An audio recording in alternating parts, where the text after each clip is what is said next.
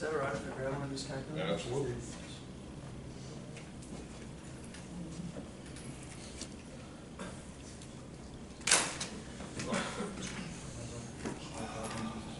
Yep.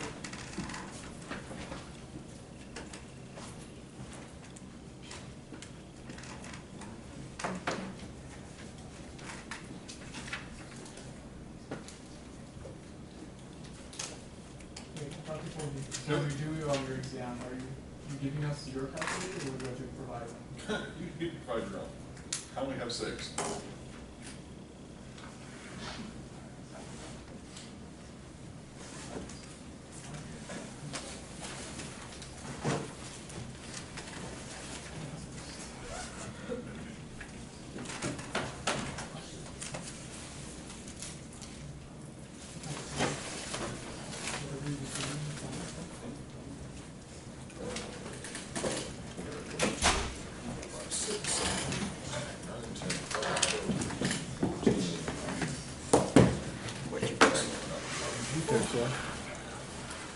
Hope you get it, baby. Hope you get it. I don't have a contract. Hey, you get right there. Yeah, I hope you get it. Yeah, after 5, a lot of park down. I still park on them. So cool. Take more stairs. At the elevator. Yeah, like normal people. Get out of here. That's all you do. Take the stairs.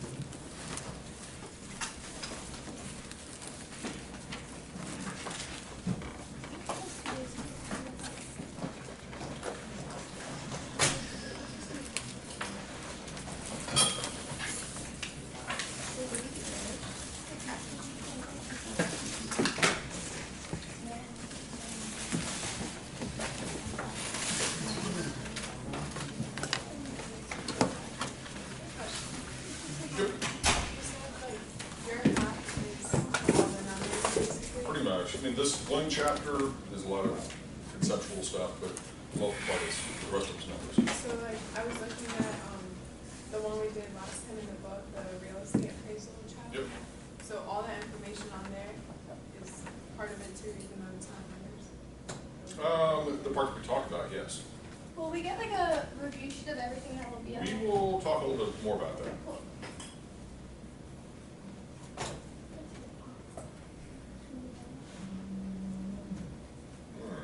One more minute and then we'll get officially started. Is there any other questions before we officially get started? Yes. Do you have an extra calculator? I have one left. Oh, perfect.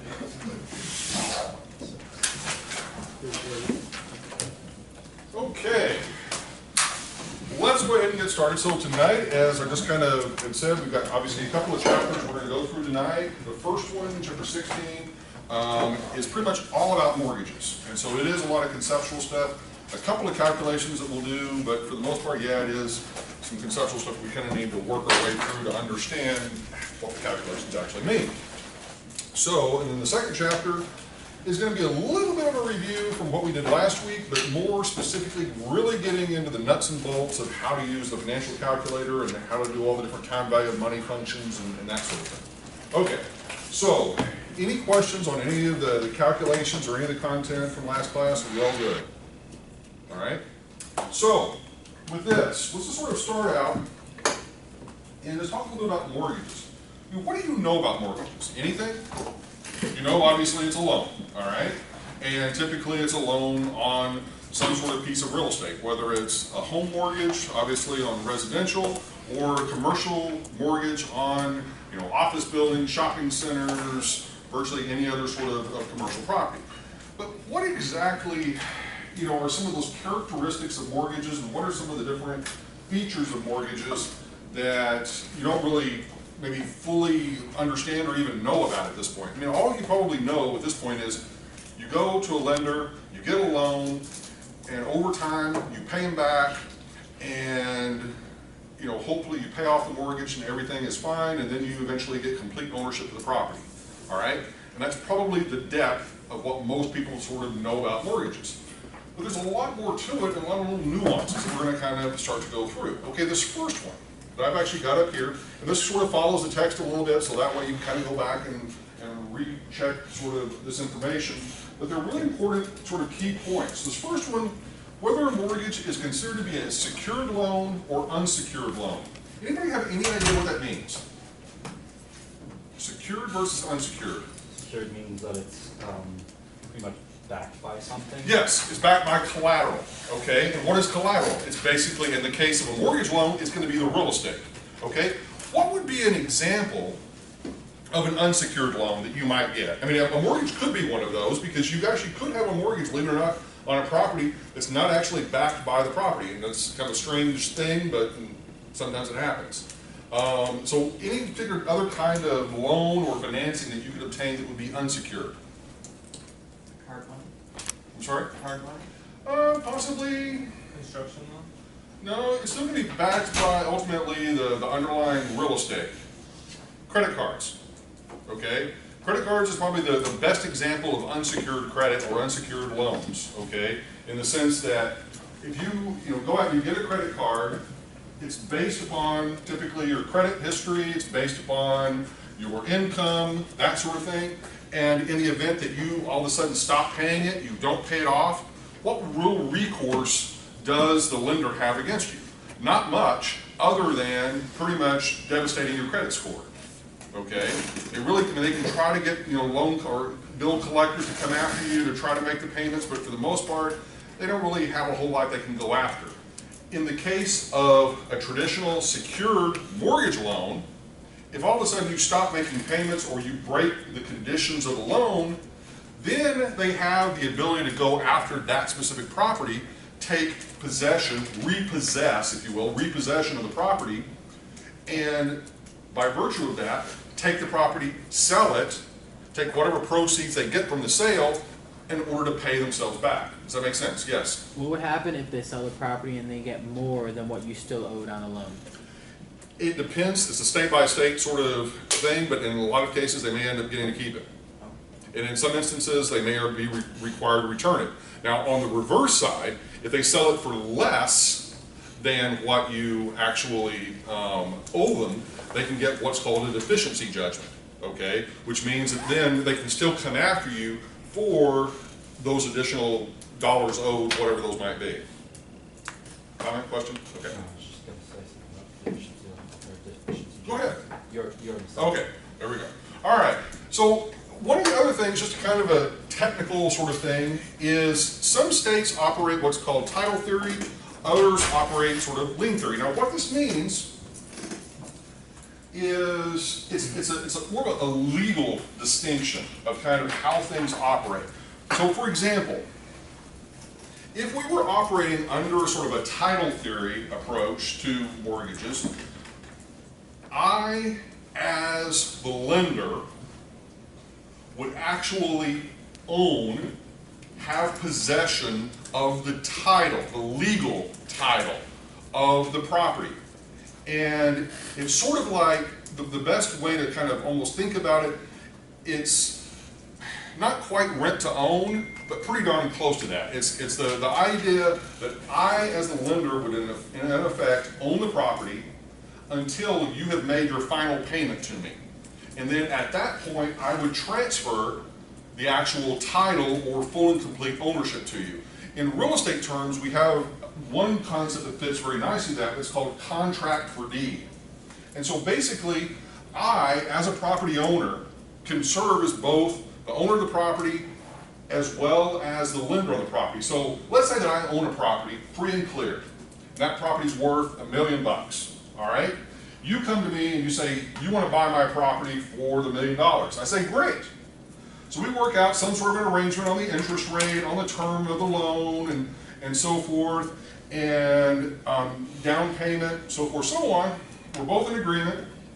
But the way that we structure it, under this sort of title theory or contract for deed, is that I would retain full and complete ownership of the property. You're occupying it, you're using it on a day-to-day basis. You're even potentially paying property taxes on it, insurance, that sort of thing. But until you make your final payment to me, whatever the loan term is, 5 years, 10, 15, 20, 30 years, you don't actually take full and complete possession of the property, and the property is not in your name. Does that make sense? Okay? Now, most states, now you can still have that sort of an agreement, okay, but most states tend to operate under what is called lien theory, all right?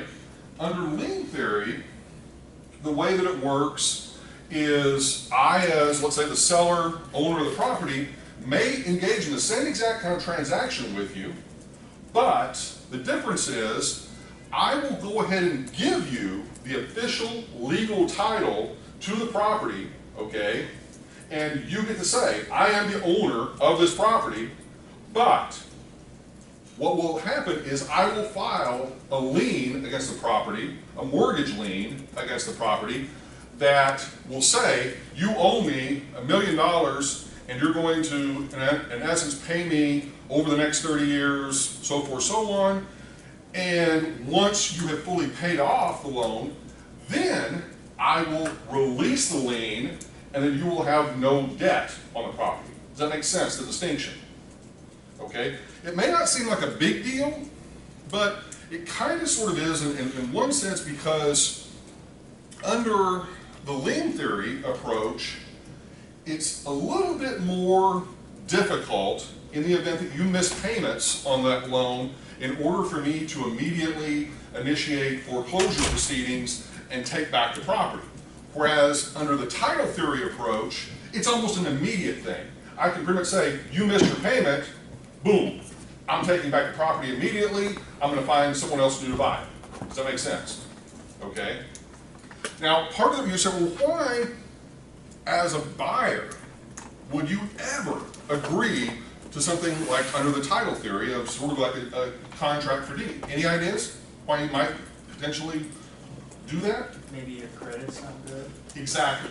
In a lot of instances, it's because your credit's not great, okay? And that may be the only option that you have is dealing with that owner or lender that's willing to engage in that kind of an arrangement with you, okay? But it also could just very well be that you make that choice because the owner of the property is willing to offer you that seller financing, and maybe they're willing to offer you that seller financing at a lower cost or without having to jump through all the traditional hoops that you would have to jump through for a normal lender, okay? That you don't necessarily have to go get an appraisal. You don't necessarily have to get an inspection. You don't necessarily have to get a title search or a survey or a whole number of other things if it is simply the seller of the property and you're working directly with them as the purchaser. You know, I can pretty much say, I don't need any of that because I'm the current owner, I know I own it, so there's no need of me having to prove that to a potential lender. Okay? Does that make sense? So a lot of these are sort of legal distinctions, and they're really important to kind of understand because there's some real opportunities there. Okay. Yep. So like if a family sold a house and it was for sale by owner, but the person buying it wasn't paying like all cash up front, like how does something like that work? You basically, as the family, you're going to initiate a mortgage with that person that's buying it. In other words, you become the lender. Okay? That actually happens a lot within families. Okay? That you have a family that just simply, maybe has a lot of kids, and then they say, okay, we're going to parcel out maybe part of the property that we own, but we're also going to, instead of just giving it to you, we're going to initiate a mortgage on it and potentially get paid back over a number of years to potentially, for whatever purposes. Okay? I mean, actually, a handful of the properties that I bought in Texas were from an estate of someone that had died. Okay? I bought the properties in, I think, 2005. I bought like 9 properties, commercial properties from this estate. in 2005. Now, what's interesting about that is when the person actually died. The person died in 1970. The estate was still being managed all those years later, and what was happening was the estate manager, who at the time was about 85 years old, was basically, I'm tired of managing all of this. We're going to sell off all the assets of the estate, but what we're willing to do, so we don't have to manage the properties anymore, is we will do basically seller financing with relatively small down payments on the property, and then you effectively pay us a mortgage for the next 10, 15 years. Okay? And so there are all kinds of interesting deals that are out there that have nothing to do with, they're what we would call off-market deals. But they're never listed on a mobile listing service, so that you're not going to be able to type on the computer and find them. They're going to be simply situations of you happen to know someone who knows someone, and then ultimately you find it. Okay? Questions? Okay. Moving forward, promissory note. So this is typically a separate document from the actual mortgage itself. And this is something, now the mortgage and the promissory note, all this documentation is a matter of public record for the most part, okay? That you can go down to the local courthouse, or in many instances actually hop online now and actually find this information about existing properties, okay? And pull up their mortgage agreement, pull up the promissory note, and a whole number of other things in some instances. Because a lot of it, once again, is publicly available information. But now, specifically, what is contained within this promissory note, and what is a promissory note?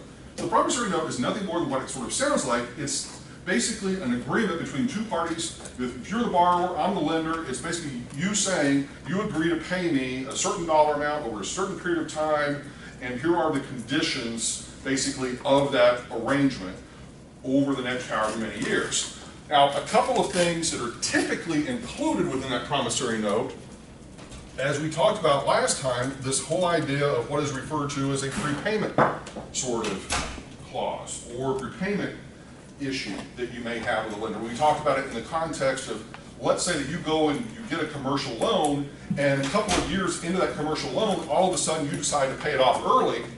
Well, it could very well be that that lender says, you're paying this loan off early, I was expecting to get payments for the next 10, 15 years, so I'm going to charge you a 3, 4, 5% penalty on the outstanding mortgage balance if you prepay it. So one of the things that you're going to be looking for in that promissory note is, what is the prepayment sort of arrangement? Is it a simple, you prepay it early, no penalties, no charges? Or is it a situation of, if you prepay it early, you're going to pay a penalty typically of a certain percentage of the outstanding mortgage balance? Does that make sense?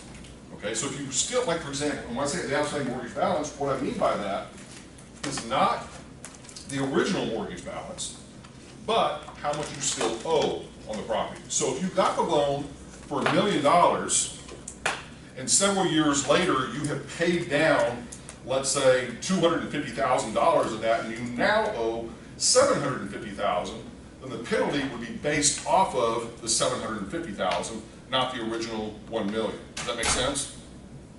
Okay. Another provision, typically in the promissory note, is the acceleration clause.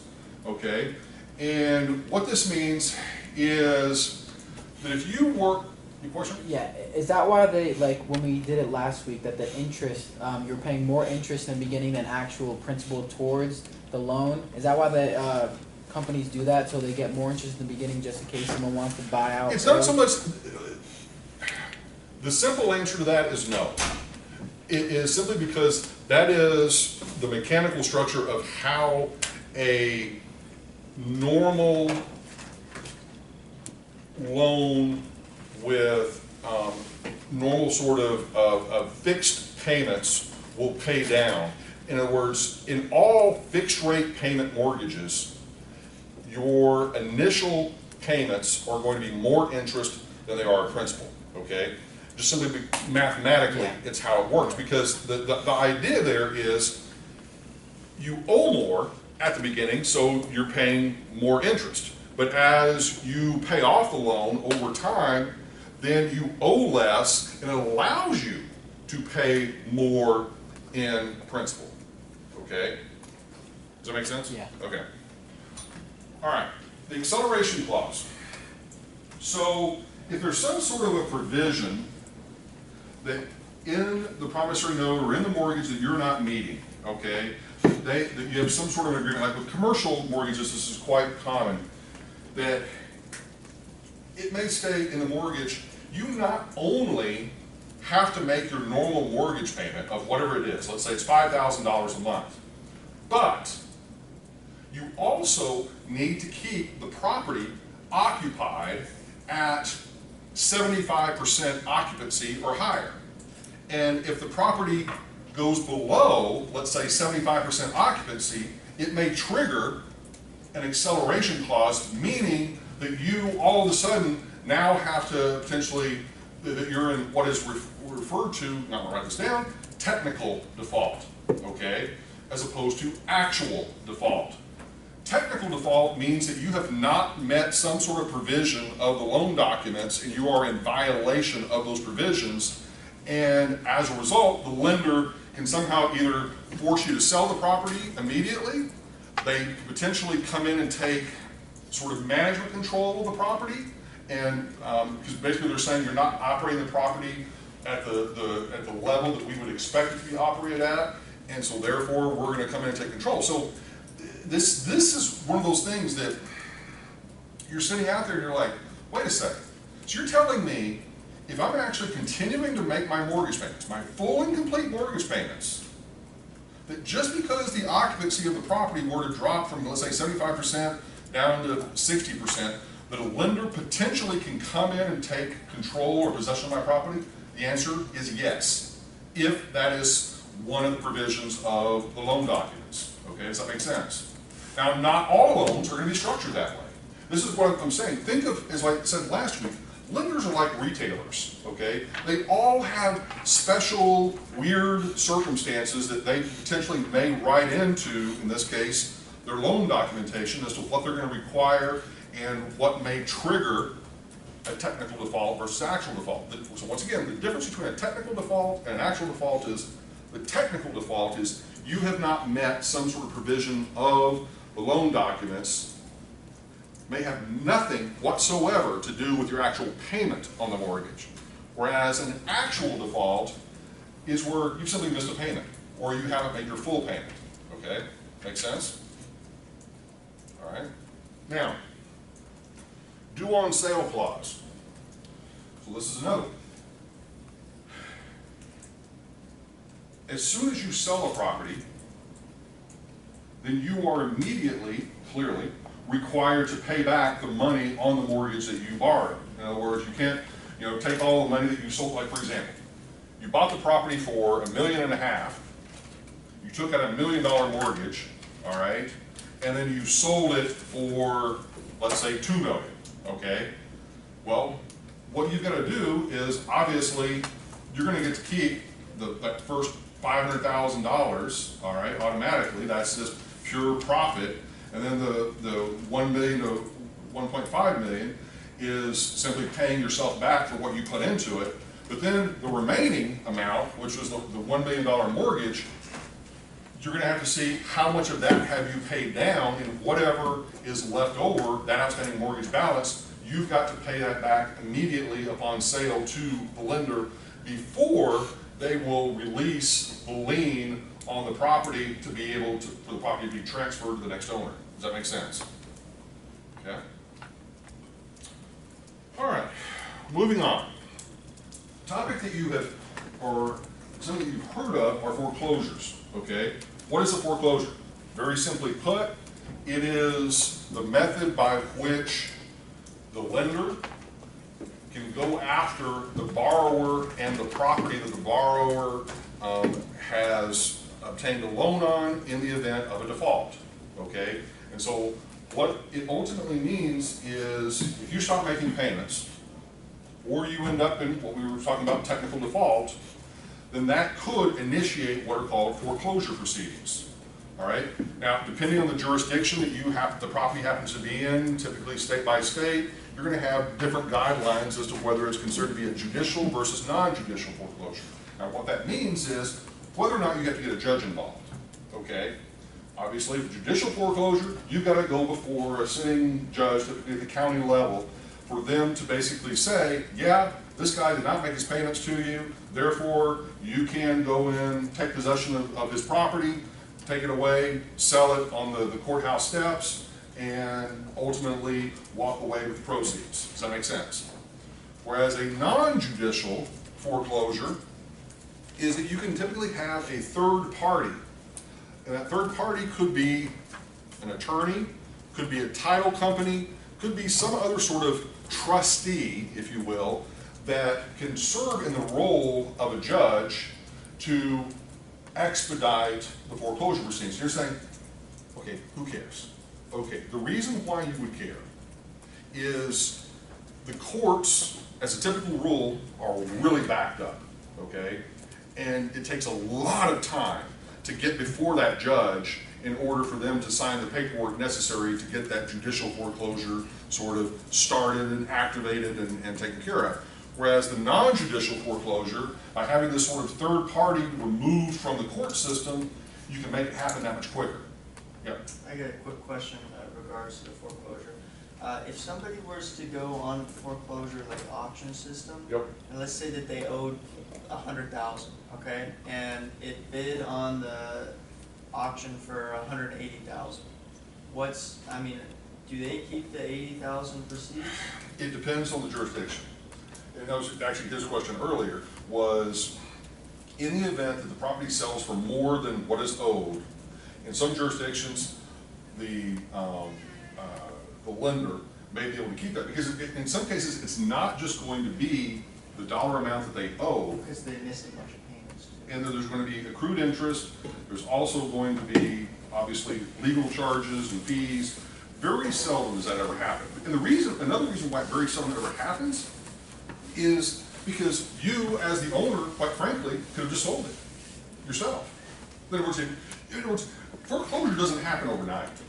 Okay? In other words, you miss your payment today, they don't come knocking on your door tomorrow. You're given all sorts of documentation for, typically up to 90 days or more in advance, in some cases 6 months in advance, that you're going to be foreclosed on.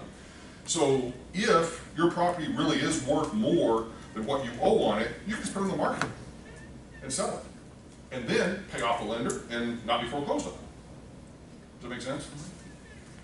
So most of the time, that's not going to be the case. Most of the time, it is a situation of where, they owe, let's say, $1 million on the property, but the property maybe is only worth $800,000 because the market maybe has gone down substantially, over time, and then you've got to make the determination, how much, you're willing to let your credit sort of history be scarred for the next however many 7 years or so by virtue of that foreclosure.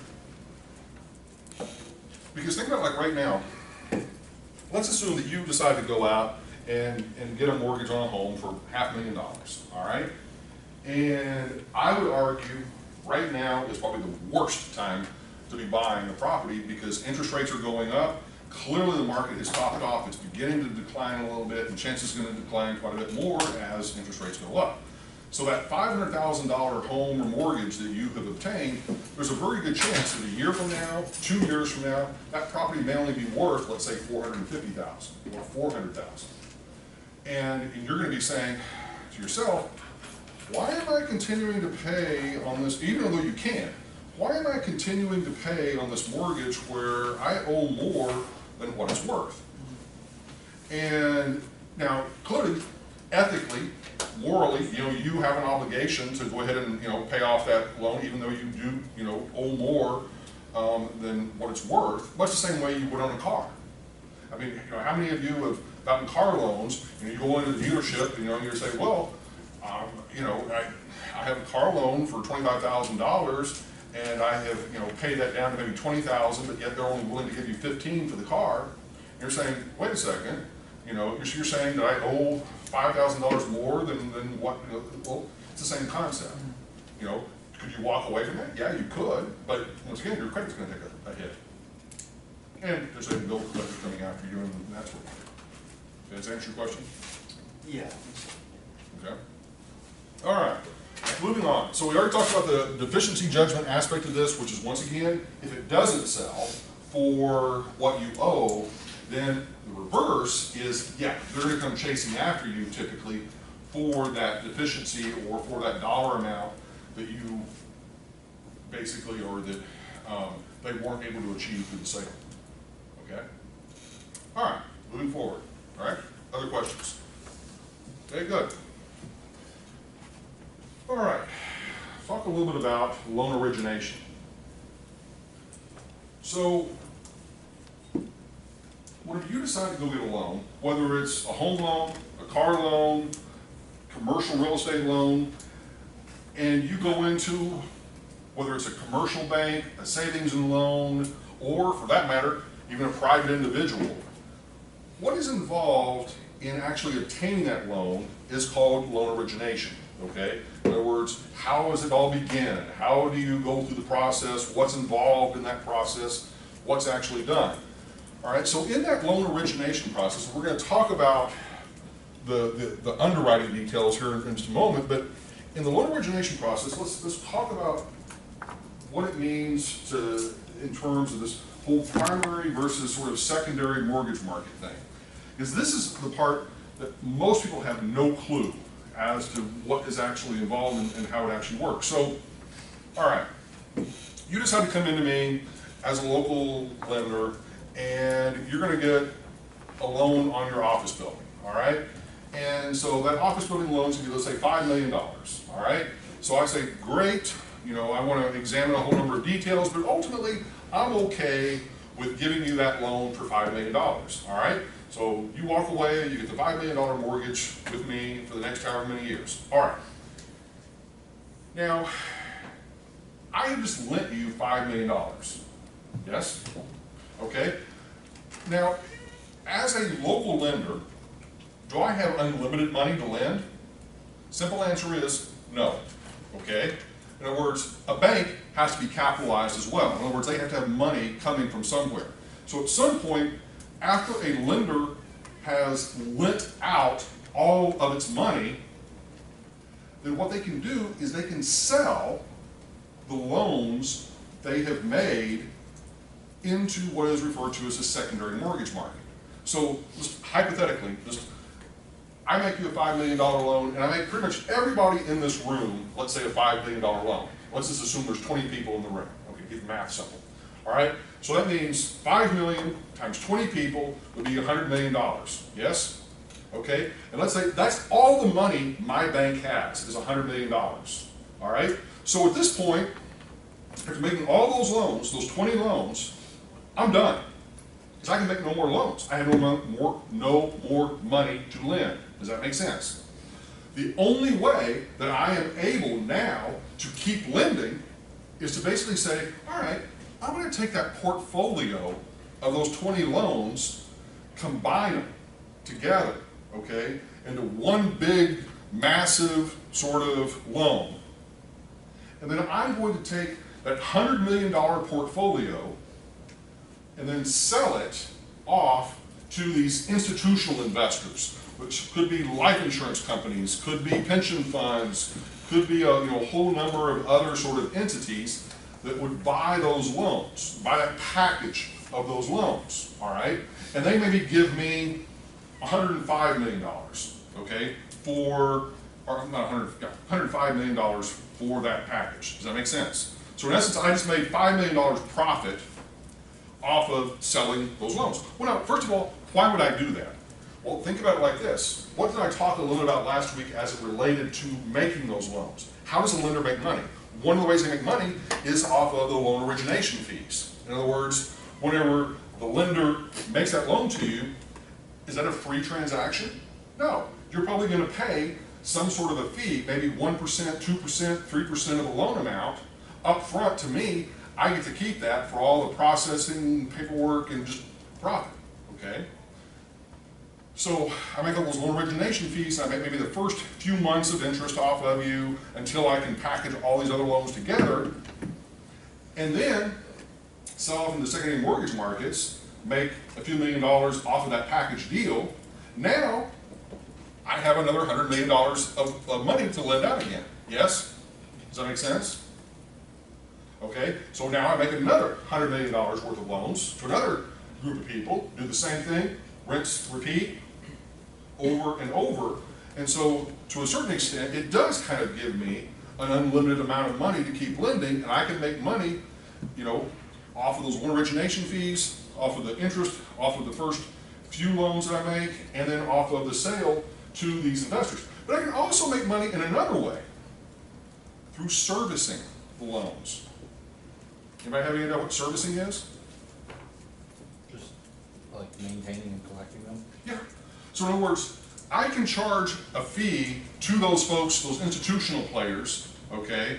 Because they're just wanting to collect checks, okay? They don't want to have to deal with the day-to-day operations of getting the individual checks from all the borrowers. They want to get one big check, okay?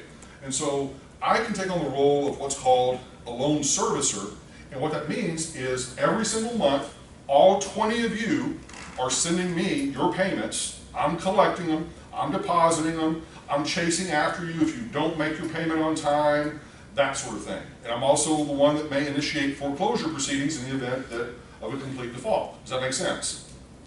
So that's a service that I can provide. And I can continue to do that with each group of these loans that basically I make and then ultimately sell off. Okay, everybody comfortable with that? Yes, no, possibly could be. Okay, any questions, Jim? Yeah, I mean, not to hit on your example, but why would anybody buy a loan for 100 million, I mean 105 million to get a loan for 100 million?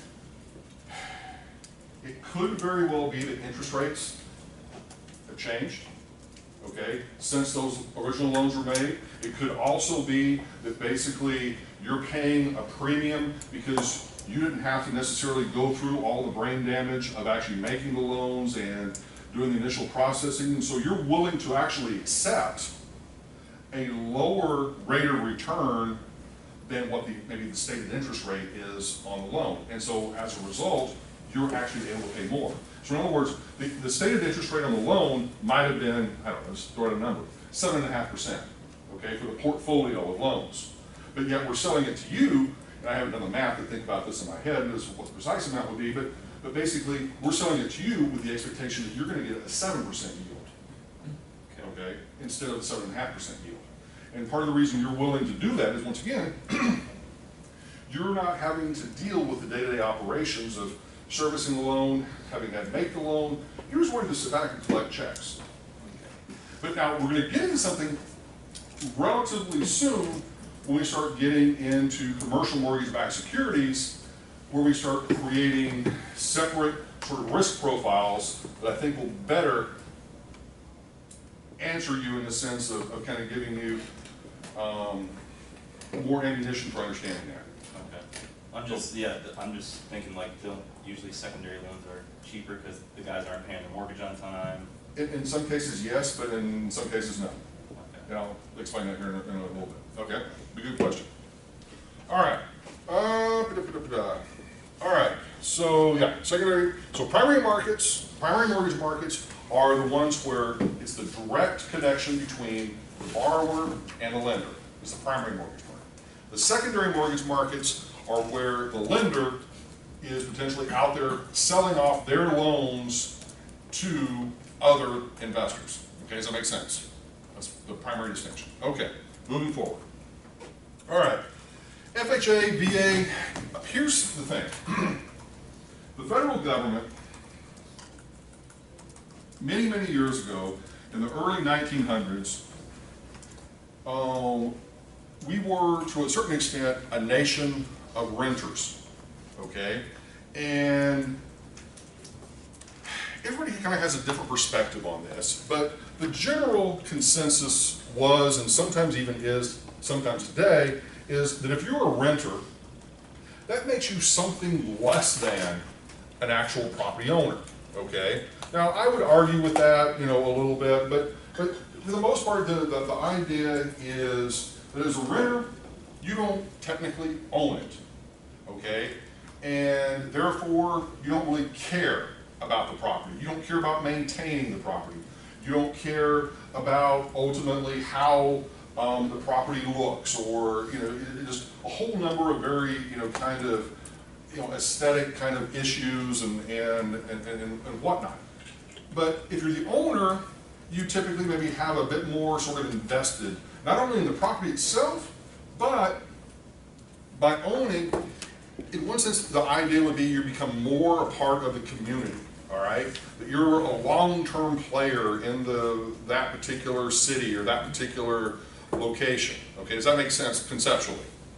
Okay, I'm not saying that that's accurate, that's the general consensus. And so my point is, the federal government kind of stepped in and sort of said, we want to create some different mortgage programs and mortgage assistance programs that will help more people to be able to own their homes and to try to help enhance overall home ownership percentages. And it's also to go along with that was if you own your property, that hopefully you're going to want to take care of it, maybe even in the sense of dealing with like crime issues, that you're going to be more concerned about crime in your neighborhood. You're not just going to move out of your neighborhood instantly, but you're going to try to maybe, once again, you own it, you nested there, all that sort of stuff, and so you want to sort of stay there, okay? Does that make sense? You want to sort of help improve your neighborhood. And so the federal government put together a number of these sort of assistance programs. One, the Federal Housing Administration, FHA,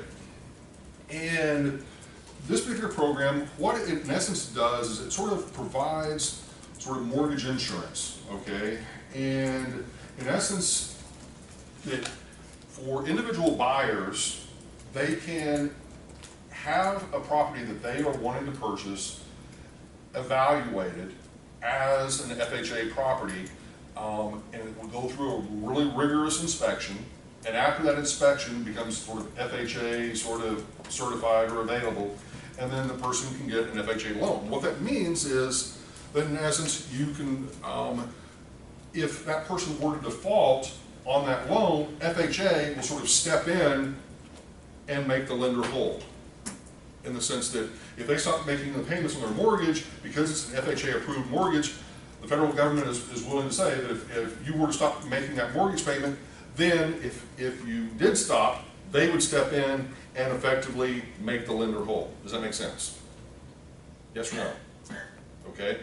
And then the VA program, Veterans Administration program, helps out with not having to necessarily, with down payment assistance and a whole number of other things that if you are a veteran that you can qualify for a variety of sort of home ownership programs and property ownership programs that give you special treatment and ultimately in many cases lower interest rates, okay? So it's just a couple of different programs set by the federal government to kind of encourage property ownership. All right, moving forward. All right, so this is going to kind of get us into a little bit of this discussion about mortgage-backed securities, and this is kind of where you were sort of leading us.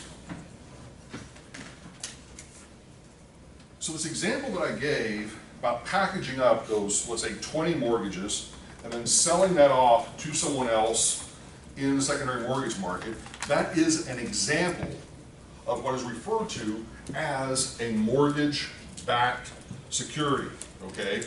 You are, in essence, creating a new financial instrument to be able to be invested in, okay, by some other third party. Now, it could very well be that one singular investor, like a pension fund or a life insurance company or whoever, steps in, writes one big check for that entire mortgage-backed security of the whatever $1 million portfolio, or it could be stratified out into multiple groups that would have different risk profiles attached to it. So let me give you an example. And this is really cool. How many of you, just out of curiosity, are either finance or accounting majors? Any of you? Nobody? Okay, 2 of you, all right. You'll probably appreciate this more than some good, but nonetheless. Okay. How many of you have you've been to a wedding and they have, basically all the glasses kind of stacked up on top of each other? You get the general idea. And they pour like champagne or whatever in this top glass, and what happens? it overflows into the ones below it and so forth, so on. Okay? Well, this financial instrument that you can create with a mortgage-backed securities is very much the same sort of concept. And basically you create multiple tranches or categories. These are called tranches. Okay? And so this top one, we would sort of call the A tranche. This would be the B tranche, and let's say the C tranche. All right? And so what happens, and this is what's really cool about it, is just like with the example at the wedding, that A is always going to be full. Yes? I mean, assuming you don't, spill it and whatever, but, if you're just like pouring it, consistently, it's always going to be full. And then after it gets full, it flows over to these guys and to these guys. Okay, so the concept is, on the financial piece of this whole sort of mortgage-backed security thing, is these guys get paid first. Once they get paid, then these guys get paid. Okay, the B-level folks. Once they've been paid, then whatever's left over goes to the C-level folks. Okay, now this is where it really gets interesting, is because you're saying by doing that, you've in essence created a risk-free security with this, because these people are pretty much guaranteed under all circumstances to get paid. Therefore, you don't have to give them as high of a rate of return as you potentially would have to give the B and C people. Okay? So let's say, just hypothetically, that the overall return for the portfolio is 10%. Try to keep the math reasonably simple.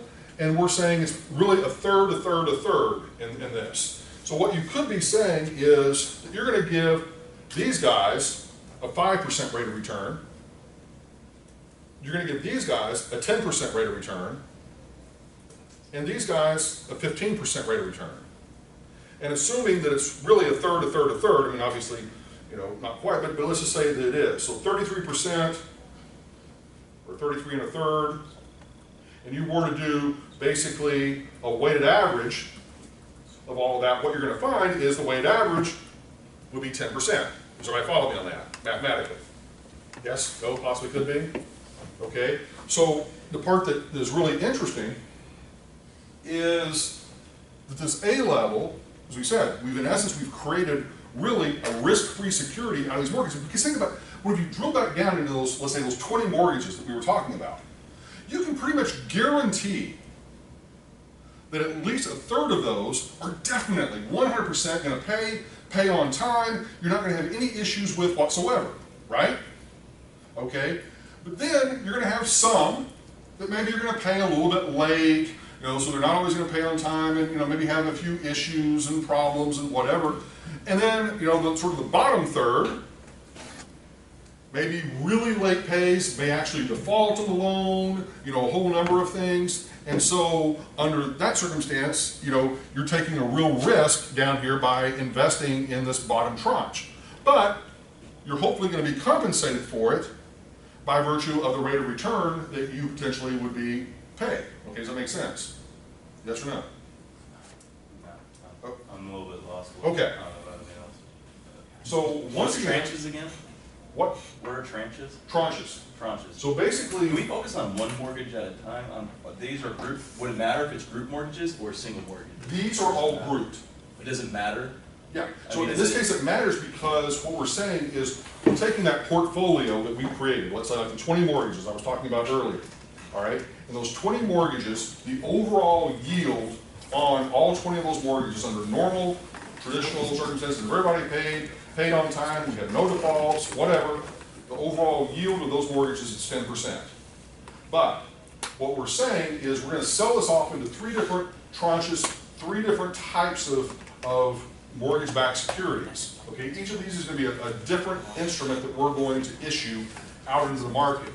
So this first one, the tranche A, the risk-free tranche, is probably going to be sold to pension funds because they have really restrictive requirements as to what they can invest in, and for the most part are limited to pretty much investing in risk-free securities, okay? So the B tranches might go to life insurance companies as a general rule, okay? And then the C tranches are going to be gobbled up by probably sort of players in the market that are looking for higher than normal returns, okay? They're going to be sort of comfortable with risk, but wanting a higher return to go along with that risk. Okay? Does that make sense? Any questions about that? Pretty interesting, or at least I think it's really interesting. This is, I mean, here's the point. This represents billions and billions and billions and billions of dollars sort of being packaged like this all across not only the country, but across the world, all right? In terms of how these mortgages ultimately get thrown together and then ultimately sold off into the secondary mortgage markets. So understanding this, you know, you're saying, well, how does it really relate to me? Well, quite frankly, you could do the same sort of deal structure with just a couple of business partners. That you could sort of say, okay, you've got 3 business partners here, okay, assuming this is your deal. And assume that this 10% is what maybe a single property is throwing off, is a 10% rate of return. But what you're saying, as soon as the rent comes in, you're going to be the first to be paid. And you're going to be guaranteed a 5% rate of return because the moment that check comes in, you're giving him that first piece of it, okay? And then once you have been fully satisfied and have gotten your 5% rate of return, then that next piece of the income coming in goes to you. And so you get potentially a 10% rate of return, and then everything that's left over goes to you, and you potentially get a 15% rate of return, all on the same property. Okay? But you have stratified the risk because he is saying, I don't want to take on any risk, I don't want to take any chances, I'm going to lose my money. And you're saying, okay, we'll structure this in a way where there's no way you're going to lose your money because you're going to be the first to be paid. But you know, she's saying, I'm all about taking the risk, okay? But I want to be compensated for it. Okay, make sense? Okay. Questions? Are REITs structured in like the similar way, or? No. REITs are different. We're going to talk about that. Well, we'll get through it here in literally probably just a couple of minutes. Yeah. All right. Oops. Here. Machine I'm on. All right. Good. Okay. You're going to hear this term quite often, mortgage banker versus mortgage brokers, okay? And it's just a simple distinction, nothing to really get overly excited about. A mortgage banker works directly for a financial institution that actually has the money to lend out. Does that make sense? That's a mortgage banker. A mortgage broker typically is almost like a freelance. They are someone that is aware of a variety of lenders that have money available to lend, and their job is to match up an individual that's seeking a loan with the entity that's actually providing the loan. And so they provide a mortgage brokerage service of finding you that loan, and they will typically then be paid some sort of a fee by the lender for helping to find the borrower. So it's like an insurance broker? Some of that sounds insurance? Well, yeah, I mean, in terms of the brokerage aspect of it, yes. But with the mortgage broker, like for example, a perfect case in point of a mortgage broker, not a mortgage banker, if you get on Zillow, like we did last week, one of the things that you will see that's available now on Zillow is that you can put in all of your information about the property that you want to purchase and about your personal information, and then they will set you up with a mortgage broker, or in some cases directly with a lender that can be a mortgage banker to actually help facilitate the loan.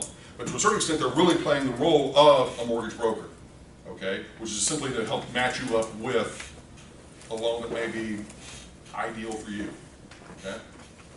Because here's the thing, and you keep hearing me say this, lenders are like retailers. Some lenders do not, under any circumstances, loan on commercial property. They only loan on residential property. And they may even specialize even further than that they may only lend on single-family detached dwellings, okay? Whereas other lenders may specialize in condo loans or townhome loans or shopping centers or office buildings or whatever it may be. And the reason they do that is because they probably don't have the expertise in-house to be able to understand every single property type to the level that they would need to make that sort of broad set of loans to all those different property types. Does that make sense? Okay. And now, obviously, large commercial lenders that have a national presence, yeah, they're going to lend on virtually everything. Okay. But, you know, small to mid-sized lenders, in most cases, they're going to specialize, and they're going to have typically a cap for how much they're going to lend in each of those different property types. That they may, for example, say, okay, we've got $20 million to lend on single-family homes, and then we've got another $10 million that we can lend on commercial properties, and another $10 million that we can lend on maybe industrial properties. And that's their portfolio that they want to keep as a lender. Okay? Does that make sense? Okay. Commercial banks versus savings and loans versus credit unions and that sort of thing. So there are a wide variety of financial institutions out there. Now, just like you, most of you, I'm sure, have some sort of a banking account. Now, your banking account may be with a traditional commercial bank like Wells Fargo, Bank of America, something like that. But it can also be with a local sort of credit union. You know, it could be like a federal credit union, a sort of a state employee credit union, or whatever it might be. You know, it could also be a local sort of savings and loan that maybe is, once again, a local lender based, you know, here in this particular city without basically branches anywhere else, okay? Now, in terms of from the real estate sort of lending perspective, as I was just mentioning, each of those different property, or each of those lenders typically is going to have a type of loan they're going to be probably most predominantly doing. Local credit unions, local savings and loans, as a general rule, are going to be doing a lot of residential loans, okay?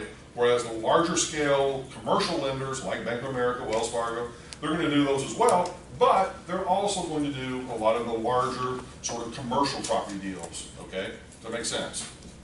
Okay, so you just need to be familiar with, once again, kind of, you know, which ones are you doing what kind of loans. Okay, moving forward. Federal involvement in mortgage lending, all right, and I put a dash out there, protection.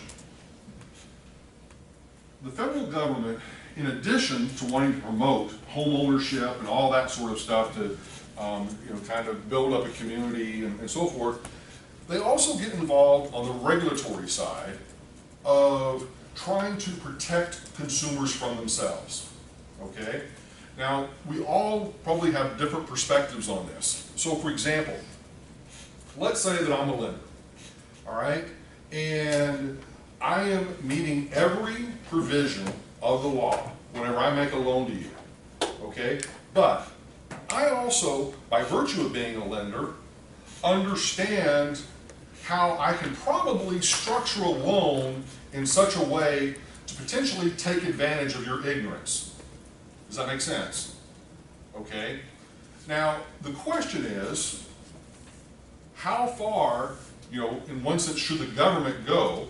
And I'm not trying to turn it into a policy discussion, but just philosophically, how far should the government go to sort of stepping in and regulating that? Okay? As long as I'm doing everything, you know, accordance with the law, should the government get involved and basically say, okay, you've got to disclose this, you've got to disclose that, you've also got to not charge over this amount in interest, you've also got to, you know, potentially make the consumer aware of every little provision of the loan that they're getting and educate them on all of that.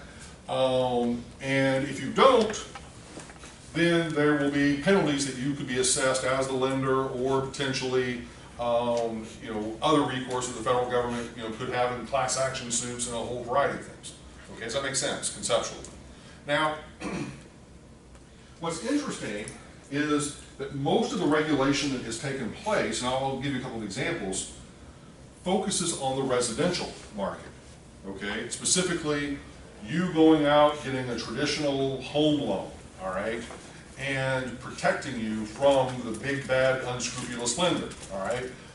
So what kind of things potentially could I do? All right, just to kind of give you some examples. All right, one that I mentioned, previously, I could charge exorbitant loan origination fees. Perfectly within my rights to do so, but what the federal government would step in and say, you've got to disclose precisely what those loan origination fees are to the customer before they sign on the dotted line as to obtaining that loan. Okay, everybody follow? Okay, another one would be the fees that I would charge for servicing the loan. Okay, how much am I going to charge you each month to collect your payments and process them and post them and that sort of thing. All right, also, how much am I going to charge you for prepayment penalties? If you pay off the loan early, I've got to disclose what that's going to be. But the big one that many people don't really think about, but is variable rate mortgages or adjustable rate mortgages. Okay, you can go, and we'll talk more about this later, but you can obviously get what's referred to as a fixed rate mortgage, which is your interest rate stays the same over the entire loan. Okay, that is a standard normal mortgage. But one of the types of mortgages that was introduced in the 1970s and gained a lot of popularity over the years is an adjustable rate mortgage or variable rate mortgage, meaning that each month or each year or each quarter, depending on how it's set up, the interest rate could go up, could go down, 1 month. So what that means is your monthly payment is either going up, going down. Now, what can happen if I want to be kind of a somewhat unscrupulous lender is I could say, all right, here's the way I'm going to package this loan. I'm going to give you an introductory teaser rate, is what it's called. And I'm going to give you this introductory teaser rate for the first 6 months of the loan where your interest rate on the loan is 0%. Okay? After that first 6 months is up, your interest rate's going to adjust to whatever the normal market rate is plus a couple of percent. All right? And so it may go from 0% after 6 months to, let's say, 5% or 6% or 7%. Well, what does that mean your payment's going to do? It's going to jump up dramatically. All right? Well, if I don't disclose that to you in a proper way of sort of saying, here's what can happen to you with an adjustable rate mortgage, once again, federal government can sort of step in and sort of, assign fees and penalties and charges and that sort of thing for me not making those proper. I can still do these things, but I've got to disclose all these things, is my point. Okay? Before everybody sort of signs a dotted line. Now, on the commercial loan side of the business, it's a lot less restrictive. Now, many lenders still follow the same procedures with the commercial loans that they follow with the residential ones, but some don't. And to a certain extent, on the commercial side of the real estate lending business, have you ever heard the term buyer beware? Okay, pretty much it means, too bad, so sad. You signed, committing yourself to whatever the agreement was. You're a smart person. You should be able to take care of yourself. We don't need to, we don't need to have the government holding your hand and giving you all this extra protection. And so, for the most part, on the commercial side of the business, it's very much more of a buyer beware sort of market. Whereas on the residential side of the business, when we're talking about single-family homes and things like that, it's a bit more of a protected environment. Okay? Thoughts, questions, observations on that? Anybody? What was the type of loans that they were using in 2008 to over-exaggerate the payments in the late period? Well, Was it variable? Yeah, you could have, yes. In most cases, they were variable loans because what was happening is that So they still allow that? Oh, yeah. Okay. Yeah, it's just that technically there needs to be more disclosure or would need to be more disclosure to keep that, the downside, I guess, of that happening whenever interest rates do go up dramatically, and those payments do up, what happens is the majority of people can't afford the payments. Yeah. People were taking out loans they Yeah. couldn't afford. I mean, as you're going to see as we get into some of the more mathematical aspects of this, you can increase the term to 40 years instead of 30 years and lower the payment a little bit. But you've added 10 more years to the loan, okay? You've reduced the payments a little bit, but you can, as we said with the adjustable rate thing, you can have that payment changing every single month I mean, one of the first mortgages I had back in the early 90s was just that. So 1 month my payment would say be $1,000 for that month. The next one would be $1,100. The next one might be $1,200, and then it maybe would drop down to $900 depending on how variable the market was with respect to interest rates. Okay. Question? Okay. All right. All right. Mortgage underwriting. All right. So this, whenever you go into the lender to actually obtain the loan, the lender goes through a process that they call underwriting, okay? And all that means, the term, what it ultimately sort of boils down to is, it's the lender doing their homework on you, the borrower, and the property, okay? Qualifying the property and qualifying the borrower for the loan, all right? Now, in a residential property, I mean, you clearly want to do both. You want to qualify, in this case, you want to qualify the borrower, and you want to check their credit history, get their credit score, you know, see if they, what their history looks like. Now, what is it? Have you ever looked at your credit scores? Okay, and you look at this kind of stuff that's in the credit scores, that what they typically are looking at, they're looking at, everything from how many different lines of credit you have, how much are those lines of credit, how much have you taken full advantage of using all those lines of credit. Have you ever had any late payments? Have you ever defaulted on any of the payments or the loans that you've taken out? And typically this history is at least 7 years, okay? And so you do something really bad while you're in college, in the sense of defaulting on a loan or not making payments and or like for example, let's say you get some medical bills and you just decide, not gonna pay them, and you don't really think anything about them, that's gonna stick with you for at least 7 years, okay? So you think about it, you're 20, whatever years old, you finish up with college, potentially your entire 20s could be taken up with bad credit, precluding you from ever getting a car or getting a house or any other sort of substantial loan just because of bad credit that you got yourself into while you were in college. Because the most common thing that happens for college students, and I don't think it's changed that much than even whenever I was in college, I would get a different credit card application probably once a month. Okay, do you guys get tons of those? Yes, no, okay, so, and at one point, I just thought, the stupid college kid that I was at the time, you're probably a heck of a lot smarter than I am at that point in time, but I was just saying, I'm gonna apply for every one of these, okay? I got something like 20 credit cards, okay? Now, but the interesting thing was, I really didn't use them. I mean, it was just kind of like, I just thought it was kind of fun because it was almost like, this cool thing. Oh, I got 20 credit cards. How many do you have? But it was a sort of idiocy in one sense. But you did it because they were offering you all these special deals and things like that. But my point is, with that, you obviously, can make big mistakes really quick, and start racking up all sorts of debt on things that you can't obviously afford to pay. I mean, I was very fortunate I didn't do that. But the point being is that's usually what happens with a lot of folks. Is they get that credit card for as a $5,000 balance or $5,000 line of credit, and another one maybe with a few $1,000s. And the next thing you know, you go on a spending spree, and now you owe $5,000, $10,000, $15,000 of credit card debt at a ridiculous interest rate of like 20-something%. Okay, and you're almost impossible to pay off. Okay, make sense? Okay, so just be thinking about that.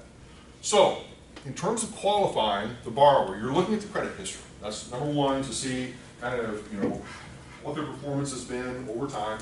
And then you're also looking at their income. So last class session, we talked a little bit about the income piece of it, which was, saying, we said roughly 30-something% of your gross income could be applied to a mortgage. Yes? Remember that from last week? All right.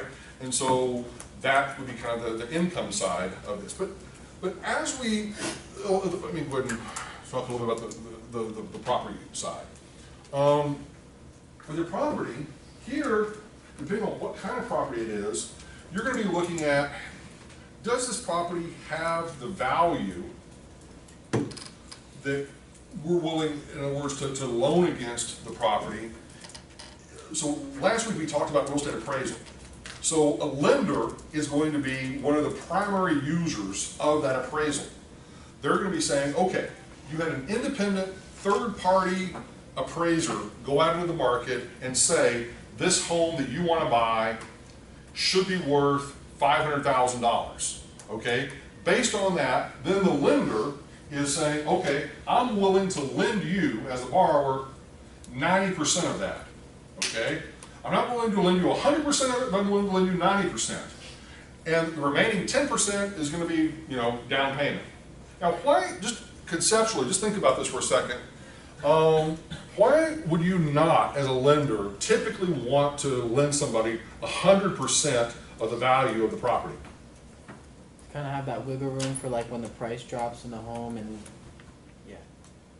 And to force that person to have skin in the game, okay? Because if you put down 10% on a $500,000 home, that's 50 grand.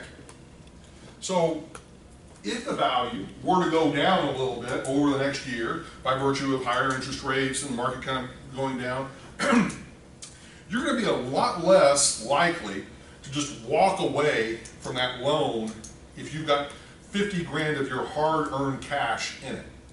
Does that make sense? So that down payment, that's part of the reason why the lender, because the lender could, you know, very easily lend you the full 100,000 or the full 100% of the value. But if they did, you know, you incur a couple problems potentially. Okay?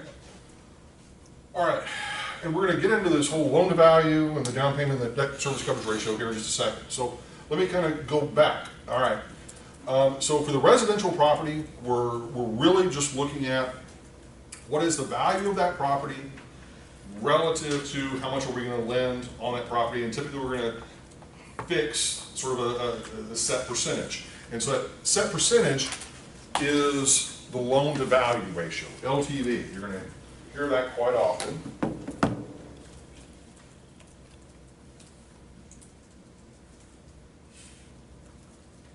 Okay.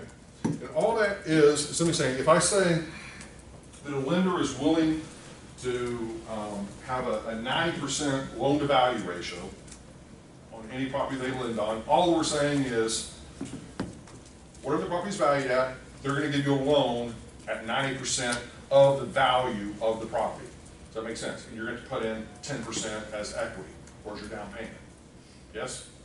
So if I said they're going to do loans, most commercial loans have a much higher down payment requirement. Most commercial loans, you're typically going to have a 20 or 30% down payment, meaning an 80% loan to value ratio or 70% loan to value ratio, meaning that you've got to contribute that much more up front for being able to get the loan.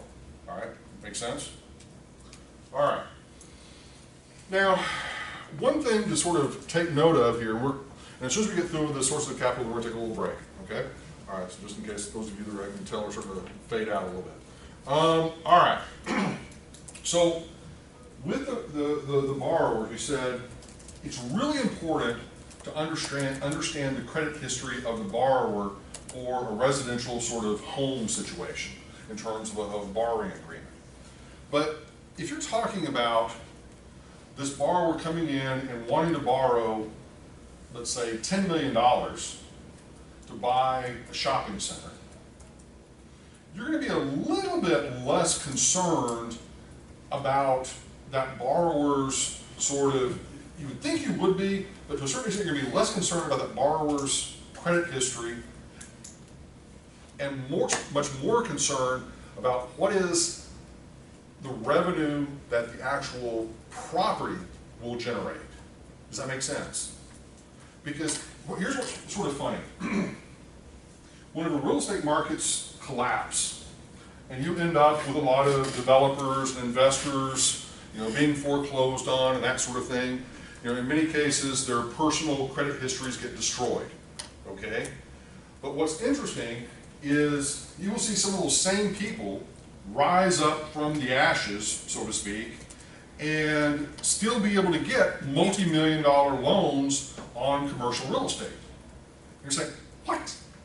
Well, the reason is because the lender is saying, I don't really care so much about you as the borrower, what I care about is if you can come up with a 30% down payment and you can show me how much money this property is going to generate in rental income, I can look past all of this stuff about your own personal credit history, because what I really care about is getting paid off of the income off the property. And they can create all kinds of interesting ways to make sure they do get paid.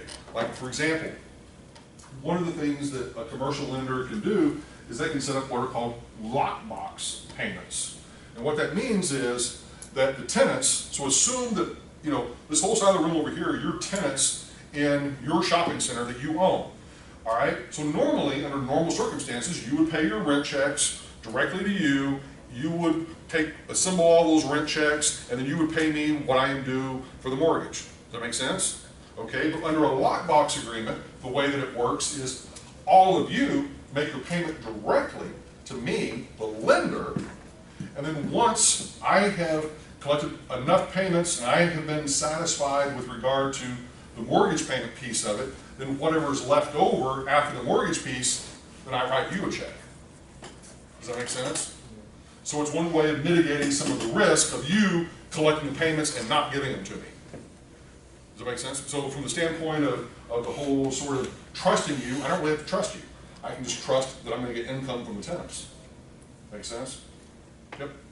So let's say a person was buying a shopping center and his monthly payment back to the mortgage lender was $50,000, but the borrower approved beforehand that the revenue streams would be $75,000 a month. Now, why couldn't the mortgage company just take on their risk and buy the shopping center instead of doing the loan and then? Because that's not the business they're in. Okay. I mean, it's a simple answer. I'm not trying to be evasive. Yeah. But they're in the business of lending money. They don't want to operate a property. Okay? Because that's not where their skill sets are. They can make a lot more money overall in probably doing what they do in just the financial piece of it without having to deal with the day-to-day property management aspects. That's a great question, though. Okay? All right. Moving forward. So one of the things that we're going to get into after the break is specifically dealing with, obviously, loan-to-value ratio, the down payment piece, and then something new that we haven't talked about yet, which is the debt service coverage ratio.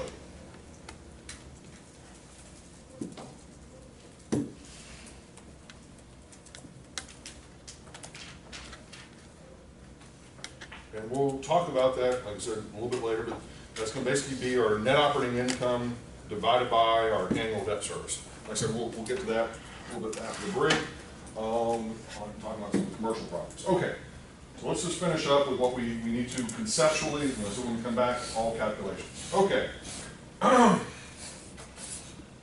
So where do you go about getting, obviously, capital for commercial loans? Okay, we already mentioned specifically, you can go to traditional commercial banks, but as I also sort of mentioned in terms of the secondary mortgage markets and things like that, there are also, you can go directly to a life insurance company, directly to a pension fund. All right, so like as an example, properties that you may be seeing built, let's say in downtown Los Olas, you may have a developer like Stiles Corporation being the actual developer / contractor and so forth for that property.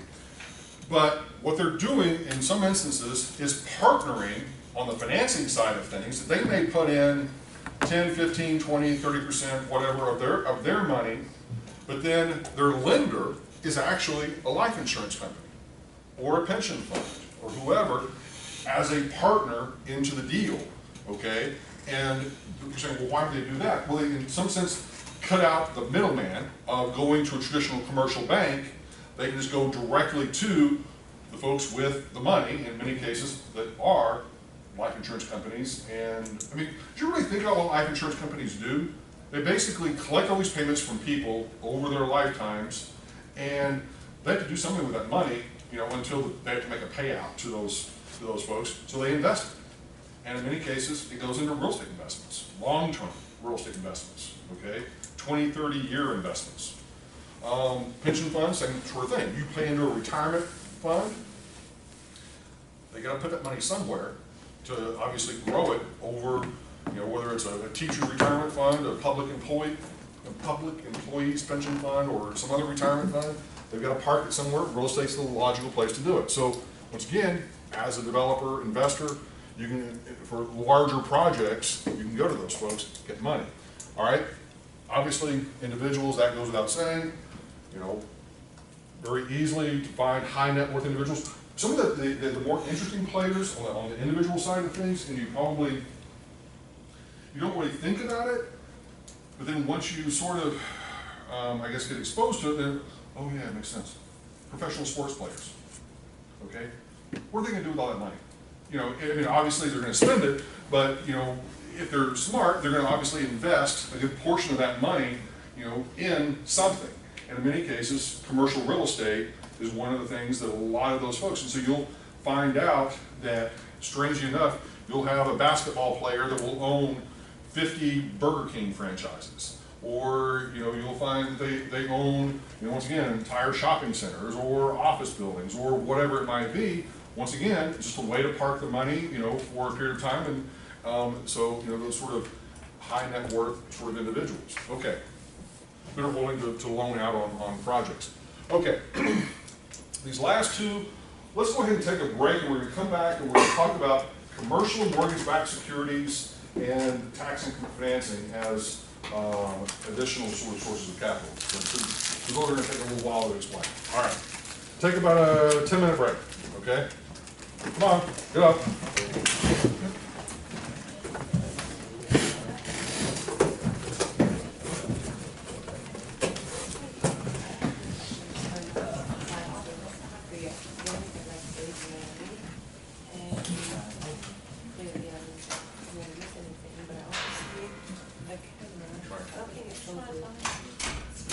It shows the screen. It's a question of how much of it you can read.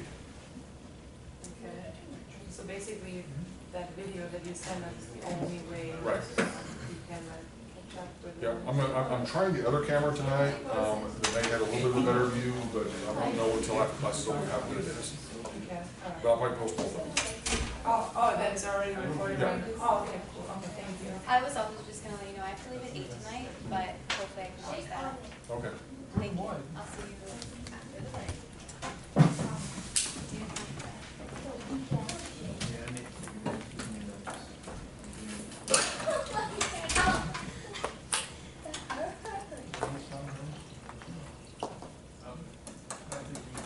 Destroying my hand.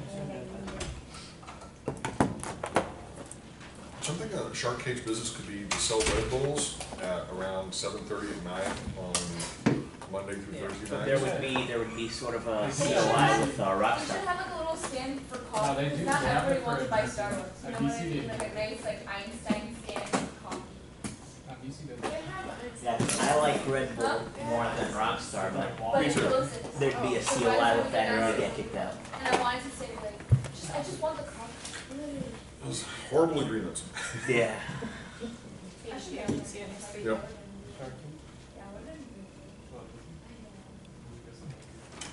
My best So, idea. REITs, is that what you say, I'm sorry? REITs, is that how you say it? Real Estate Investment Trust. What is Those are just any company like. Yeah, we'll talk about them here in just a minute. Yep. It is like a. I didn't mean to, if I didn't skip, oh yeah, so I didn't mean to talk about them. Yep. Is it like entrepreneurship? Like Nigeria?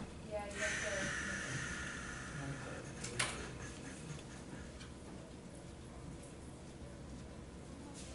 Made LED candles.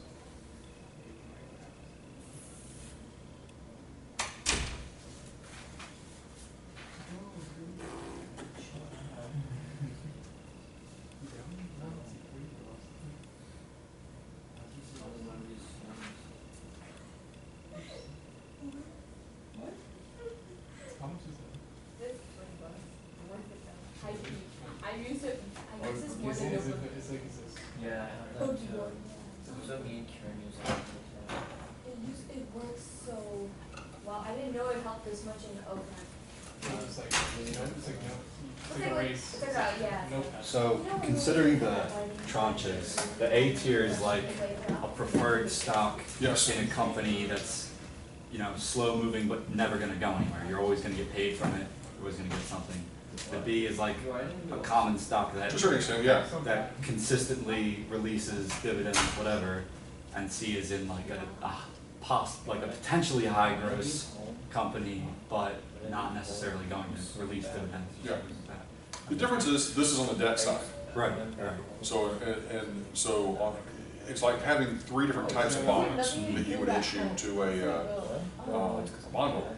And so from that standpoint, you're just simply saying, yeah, here's the way that we're structuring it, and here are the characteristics of the risk profile associated with it, and ultimately. And it could be more diversified than that. Oh my God, yeah. No, I mean, some of these things may have 10, 15 different tranches, all with different little weird, you know, categories that they can be structured like where they're interest-only tranches, they can be structured certain conditions for a number of years, you know, certain portions of maybe the country, so, you know, it's like open to your imagination, literally.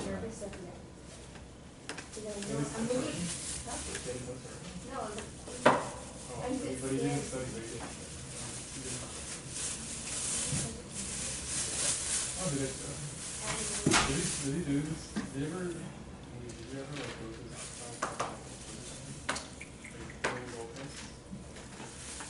did you ever went to like his office hours like Yeah, all the time. did you do this? Wait, you finished all the tests that he had posted online? No, I just saw it. One more question. Yep. In fixed rate mortgages, is there a payment schedule where you can pay a fixed amount of principal, but like a variable amount of interest, like a declining amount of interest? Yes, there's a variety of ways we can set it up, and that's actually part of what we're going to be doing here later tonight. No, he doesn't care at all. Doing amortization schedules and showing how prepayments work. Yeah. Oh, you did? Bro, he does not care at all.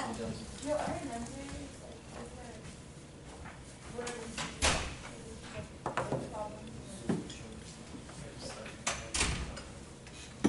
We should send him one today. that'd be so fun.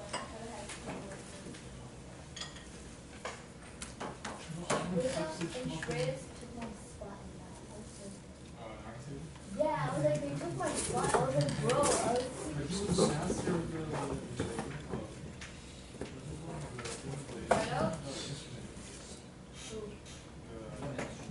Oh, that. Yeah.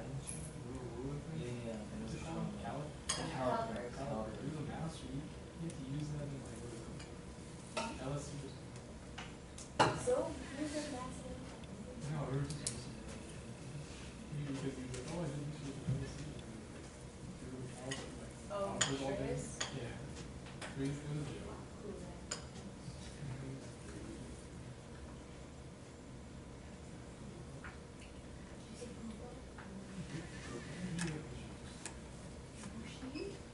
What's that? What is that? Don't bring it. Is that food? That was last. We don't bring up that stuff. We don't bring up that. Why was that? I like to do this. Okay.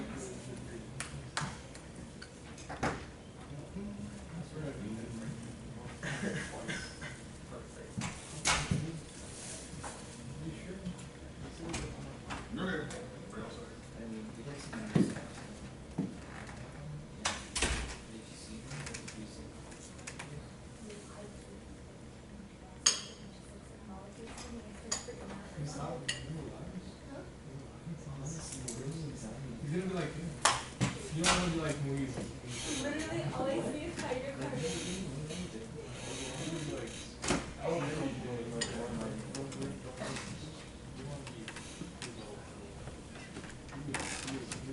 I'm like so obsessed with everything in my life. Okay, let's go ahead and get started. We still obviously got a couple of people that may be wandering in the next couple of minutes, but let me kind of pick up where we sort of left off. So let me start with commercial mortgage-backed securities. Now, what we talked about earlier when we were talking about mortgage-backed securities talking about residential properties, residential loans, all right? And being put into the tranches and then the payoffs, the waterfall effect sort of thing.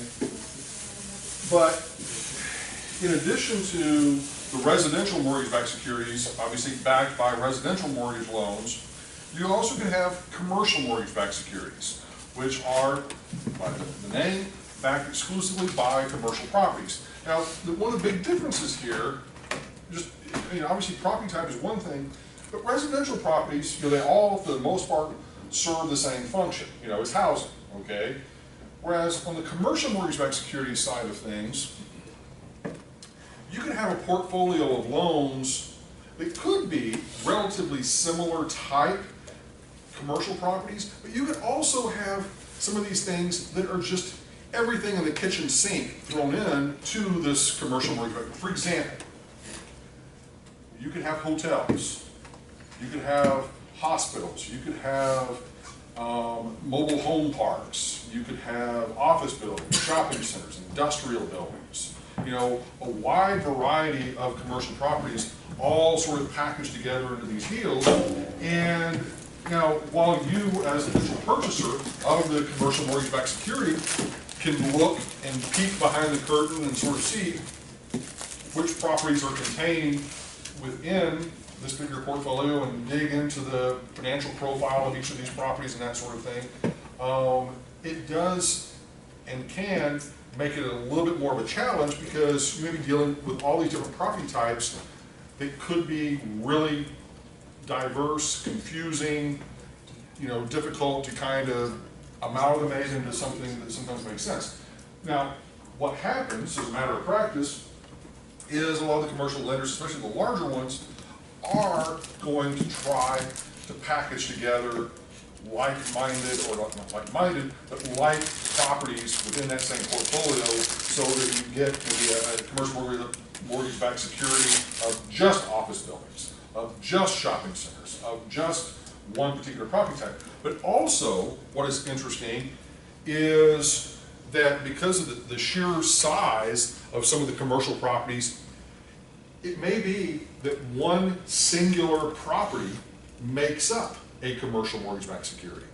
That you have a $500 million property that then you carve up into returns with these different sort of tranches to offer up to investors these different rates of return for that particular property, okay, or the properties within the portfolio, okay?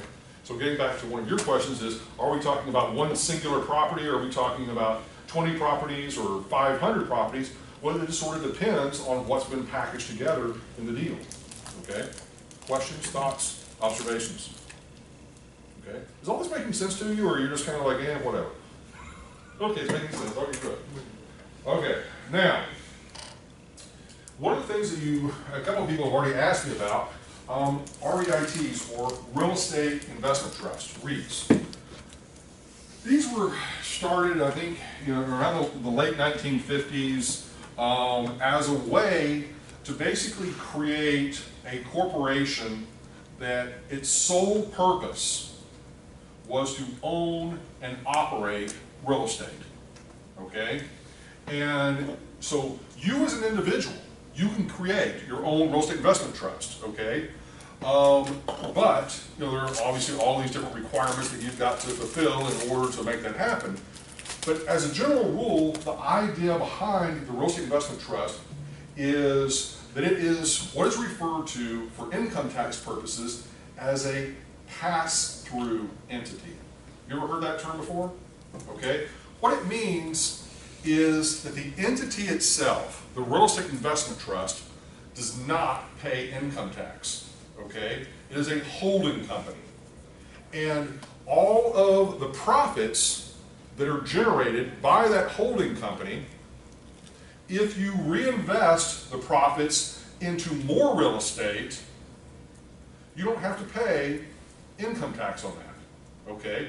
But now, if you sell off a property, or you generate excess revenue that you're not plowing back into additional properties, you've got to distribute that income to the shareholders of that real estate investment trust, okay? So they are, in other words, a real estate investment trust is a type of ownership entity that can be set up as a traditional corporation or as a limited liability company or a variety of other sort of ownership structures.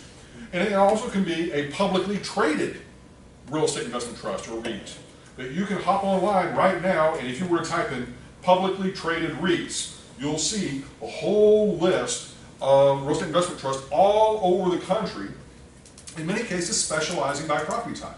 Some that are actually based here in South Florida that may own, let's say, a whole bunch of hotels, or they may own a bunch of office buildings or shopping centers or whatever it might be. And these ownership entities, for the most part, as I said, are kind of holding companies that own and operate and manage these real estate assets. Now, some real estate investment trusts also get into new development in the sense that they will say, okay, not only are we going to own and operate existing properties, but we're also going to take on the responsibility of buying raw land, building on that raw land, and then ultimately, once we get it built, leasing it out and owning and managing that property, okay? But a lot of real estate investment trusts just simply focus on the actual acquisition of pre-existing occupied properties, and then seeing what they can do in some cases to reposition those properties in a way that maybe they can elevate the rental levels, elevate the occupancy levels, reduce operating expenses, and then ultimately throw off a higher rate of return off of the property. Does that make sense, everybody? Yes, no, possibly? All right. So it's just a form of ownership, all right, is the real estate investment trust. Okay. Lastly, tax increment financing. This is kind of an unusual one.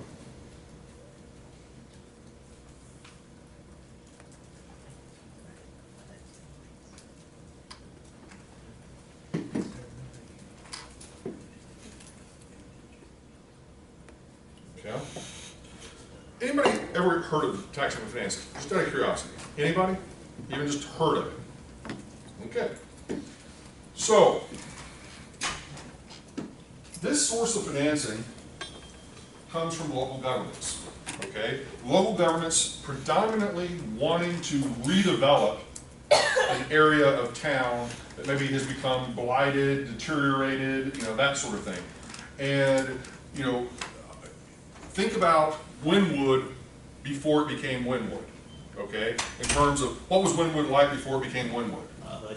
Yeah, basically not an overly attractive area of town, okay? Now, very much of an art community, you know, live music, you know, all sorts of, you know, activity, and the values have just exploded in terms of the real estate values, okay?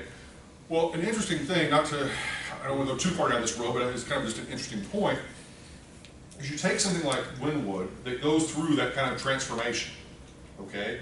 And the values go from, let's say, here, relatively low, and then escalate dramatically upward over time. And when I'm saying dramatically, I'm talking dramatically. What happens though, you think, oh, that's wonderful, that's great. And it is for the property owners. Because the property owners, their value was down here, they can now sell the property for something up here. But the problem is that next purchaser that comes in, they have a higher base that they've entered that investment, you know, at. That, you know, this guy bought it for, let's say, $20 or $30 a square foot. This person bought it at maybe $100 a square foot or $200 a square foot or whatever it might be, maybe 5, 10, 15 times more. Well, what does this new owner have to do? Raise rents. Okay? Well, what do you think is going to happen to all those tenants that have been paying rents based upon this original sort of low value? They're not going to be able to afford the new rents. So what's going to happen is you're going to see, and you're already seeing it, a transformation in the type of tenants that exist in a place like Wynwood. Okay, I'm just using it as one case example that basically that mentality, that approach, that phenomenon, it's a market reality that happens everywhere. That, you know, when you have sort of a redevelopment, in most cases you price out many of the original tenants that were there that maybe made it the interesting thing that it was, and then you end up destroying those tenants and replacing those tenants with more traditional, commercially viable, franchise kind of concepts. Does that make sense? Yes or no? Anybody have any thoughts about that? Giving you an opportunity for feedback. It's kind of unfair, Unfair in what sense? in terms of the people that are getting kicked out, they can't afford it. Okay, but they're renters. You know, their leases are being honored. So in that case, is it unfair? No, I'm just trying but I mean, defend your position. I mean, is it fair? I mean, in other words, if I was a tenant, I engage in a 10-year lease commitment, you know, at this particular price point, at the end of 10 years, I've got to expect that the market may have changed, you know, over that 10-year period, and now all of a sudden, my rent is gonna go from here up to here because things have really changed. Yeah, it's gonna be uncomfortable for me as the tenants I have to pick up and move, but that was the agreement that I, you know, signed, and, you know, as I said, conditions have changed. Okay, you had a comment. I also understand why they do it. Like, for example, I live in a place called Port Jefferson, and there's something called Port Jefferson Station. So literally, like, you are in my town, and then you drive up the hill, and it's like a completely different place. Like, it's not safe. I would never even drive, like, with my windows down there. And the mayor of Port Jefferson, she's also the mayor of Port Jeff Station, and she's trying to redo it, so they're building apartments that are going to be a lot more expensive. They're doing things like that, increasing taxes, and it's super controversial because the people who are living there think it's wrong, and they're trying to kick them out. Exactly. Yeah. So they're saying that, but that's And essentially. the term for that is gentrification. Okay? No, I mean, the technical term is gentrification, and what it means is you're bringing in, if you actually look at the root of gentrification, it's bringing in the gentry, or wealthy people, to an area to basically replace the less wealthy people that are there and enhance the value. Now, once again, you know, we can make the argument that, well, is it the right thing to do? Is it, you know, but yet, if you have an area that has been deteriorated, blighted, full of crime, full of, you know, all this sort of stuff, and you want to reposition it into something that hopefully has maybe a longer term sustainable value, you know, what you know, sort of choices do you really have? Right, that's why I understand why they do it. Like, I don't think it's unfair because it's for the safety of everyone else who lives there. Like, that's the reason they're doing it. And obviously, if it was a safe environment, they wouldn't have to do it. Okay, no, that's a great point. Okay, somebody over here I know had a hand up. Oh, I was just saying, what's the yearly lease, what happens to that? I mean, Same sort of thing. I mean, disobeying the contract? as long as you're saying what happens Like, if you one only. year lease and I have $900 rent per year from that lease I signed, and now 6 months in, somebody bought the building. Yeah, and then at that point, they're more than likely going to have to honor the lease until the end of the lease. Okay, so they have to, Yeah. in the lease, they have to honor that, and then when that Well, lease unless they want ends. to potentially be taken to court. Oh. But normally, they're going to honor the lease Lease term, until it ends. and then once the lease term ends, then they can immediately raise the rent to Got it. whatever the market. Yeah, because I was wondering that, because I was like, even with inflation, even with, let's say a crash goes on right now, everybody will still be paying the same amount of rent no matter what. See, with residential properties, you know, most of you that go out and you get an apartment, or you rent a house, or a townhome, or whatever it is that you may lease, most of those leases are gonna be 1 year in duration. Yeah. Almost across the board. You may get a few exceptions that are gonna be a little bit shorter, you know, a little bit longer, but the standard normal is 1 year. For commercial properties, it's almost always going to be a minimum of probably 3 years, and in some cases, as long as 20 or 30 years. Okay, depending on the property type. Like, for example, like, you know, you see Walgreens. How does that go with business? I don't want to interrupt it, but how does that go with business owner? Or are you gonna explain that right now? Go ahead, sorry. So, you take something like a Walgreens or a CVS or, you know, some, you know, sort of standalone, you know, entity like that, what they will do, which is kind of interesting, in many cases, they will go in, find a property that they want to occupy. They will do all of the development. They'll scrape the ground clean, they'll build the building, get the business up and operating, and then once it's up and operating, then they will sell the actual bricks and mortar and the land to an investor, and then they will do what is called a sale leaseback, where they have sold the property in most cases, at a nice little tidy profit above and beyond what their development costs were, Yeah. and then lease it back for 20, 25 years. And so that owner or investor will get a fixed, payment every single month for the next, 20 odd years with virtually no responsibility.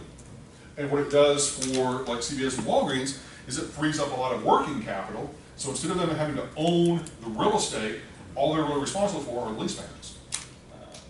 Okay, but that's just, another example.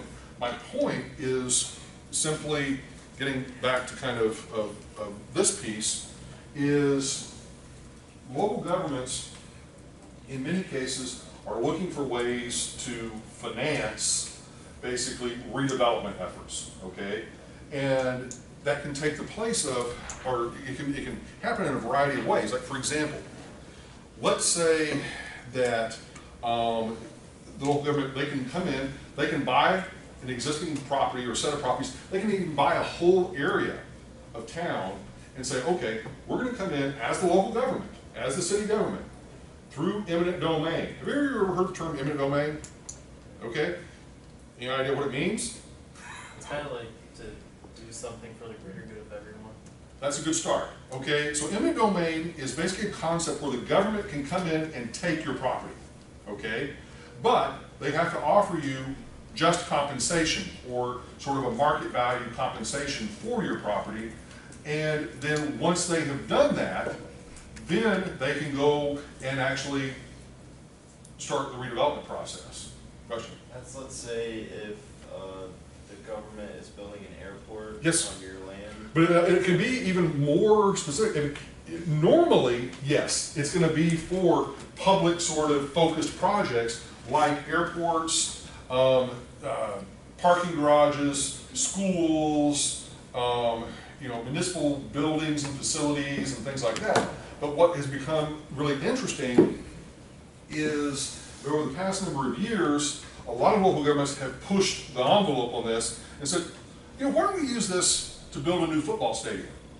Why don't we use this to build a new shopping mall? Why don't we use this to build, something that is a non-public sector sort of project and benefiting really private sector developers? Okay, which gets really controversial because basically what you're saying is, let's say that I'm the private sector developer, I want to build a new football stadium. Okay, now one example of this I'm actually pretty familiar with, because it happened in my home state of Texas, was the Dallas Cowboys Stadium in Arlington. Okay, that was actually how it was basically acquired. That you had the local government, city of Arlington, come in, buy up all the property needed for the stadium, all right, and through eminent domain, being able to say, we are the government, we are going to come in, take your property, we're going to give you market value for the property, assemble all that land, and then ultimately get all the entitlements taken care of, hand it over, to Jerry Jones, and ultimately, get the thing built. Yep. But doesn't that technically have to do with like the greater good of the area too, as far as like the That's the attraction argument. and the tourists? That's the argument. But at some point though, you can say, but isn't that really benefiting a private individual to a larger extent than maybe benefiting the greater good? Once again, I'm not trying to turn it into a debate club as to which is the proper approach, but I mean I do think it's something that you ought to think about. What role should the government play in terms of intervening into a local real estate market? Because as you're going to learn, I'm going to get to both of you guys in a second, but as you're going to learn with Wurzer in the second half of the semester, a good portion of what he's going to be talking about is that government intervention stuff. Is how does the government get involved in the day-to-day kind of valuation and use and control of land, and what they can do to influence the value positively or negatively. Because the government can regulate it in such a point where you have a piece of land, and just because of their regulation they have placed upon it, can make it worthless because they're saying you can't really build on this land, you can't really do anything with it, so in essence it's worthless. Or they can say you can build a 50-story office building on this piece of land, and because of that entitlement, now that property, that same property, has a tremendous amount of value. Make sense? Okay. Okay, you guys. Why can't they just have like a clear guidelines of what you can or can't, like what the government can do?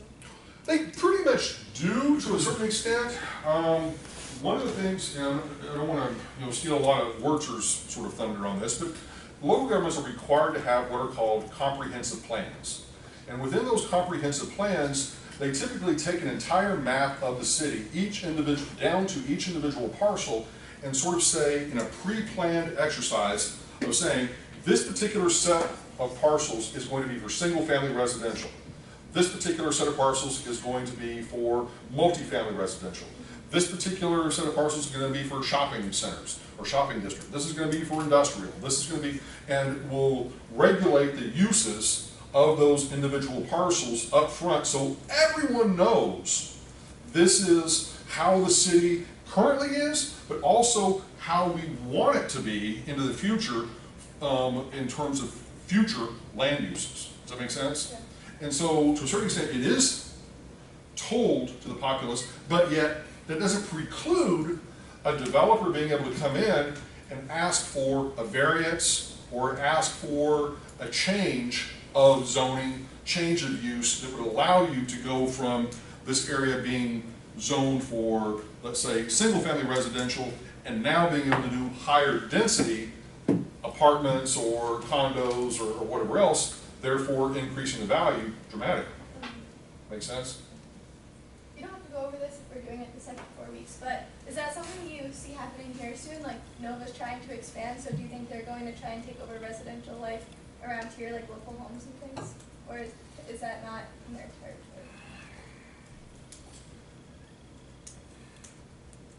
Nova owns quite a bit of property.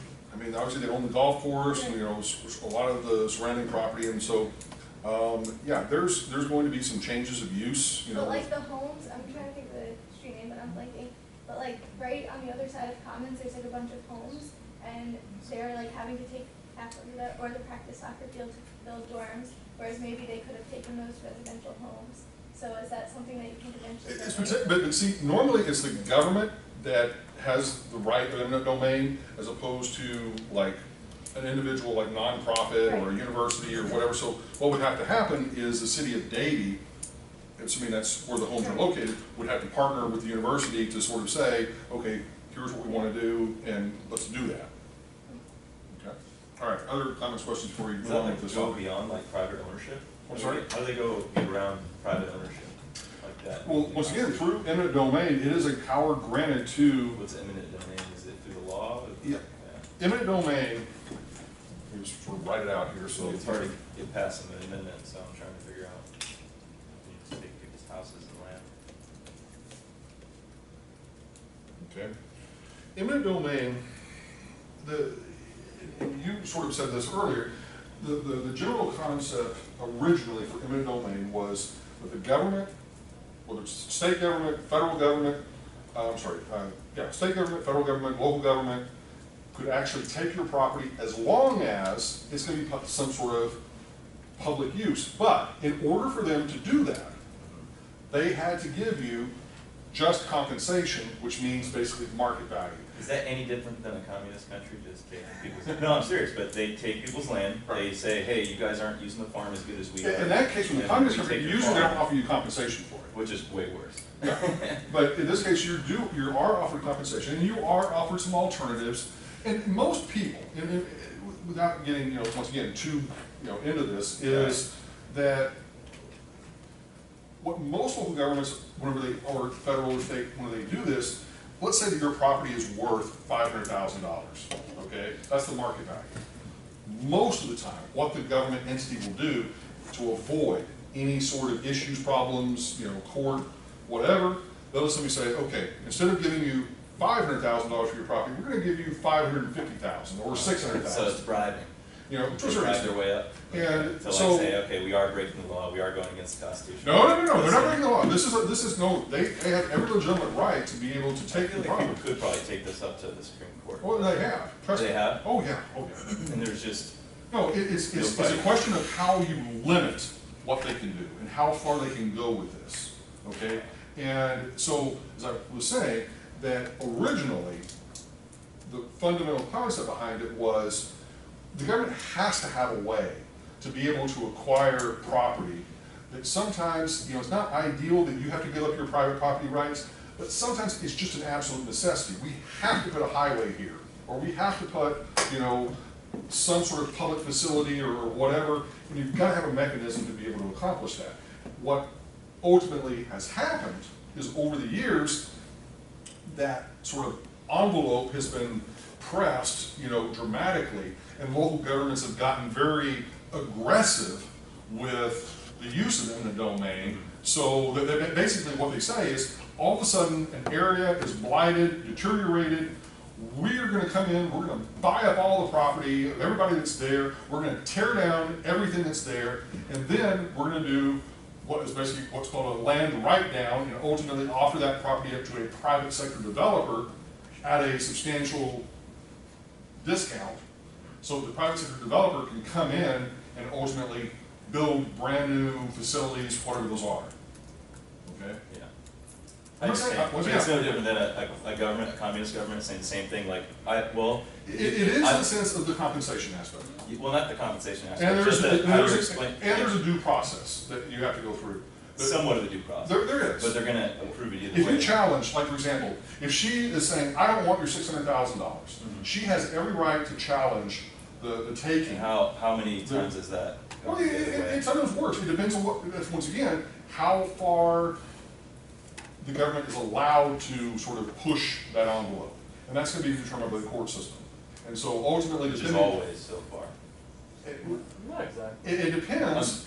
You have an example? I do. Yeah, You do? so on both the state and the US Supreme Court level, there's tons of cases where eminent domain's been denied and precedent's been set to where like certain exclusions have been made. For example, you can prove that you're unable to relocate your business, say, a commercial property, like you can't build that business anywhere else within that county, for example. They most likely their request for eminent domain to be enforced will be denied. Like in my own hometown right now, there's a company that they take up such a big space that there's nowhere that they can relocate. And they appealed the initial decision to grant the county or the township eminent domain and won. So that store is still there, right in the middle of where they're trying to develop. Right, and that's just because they can't relocate it. Okay, that's understandable. Like, so basically what you're saying is the only way they could stay put is because not- they couldn't relocate. Yeah, that's The not the only reason. condition though. There's Yeah. tons of different precedents set in different states and on the federal level. Okay. Yeah. In terms of you guys are going to get into that, I mean, I can talk about it all night, but that's not my role tonight. My role is to get. Sorry, I'm going off track. Trust me, No, this is I'm a just fascinating interested.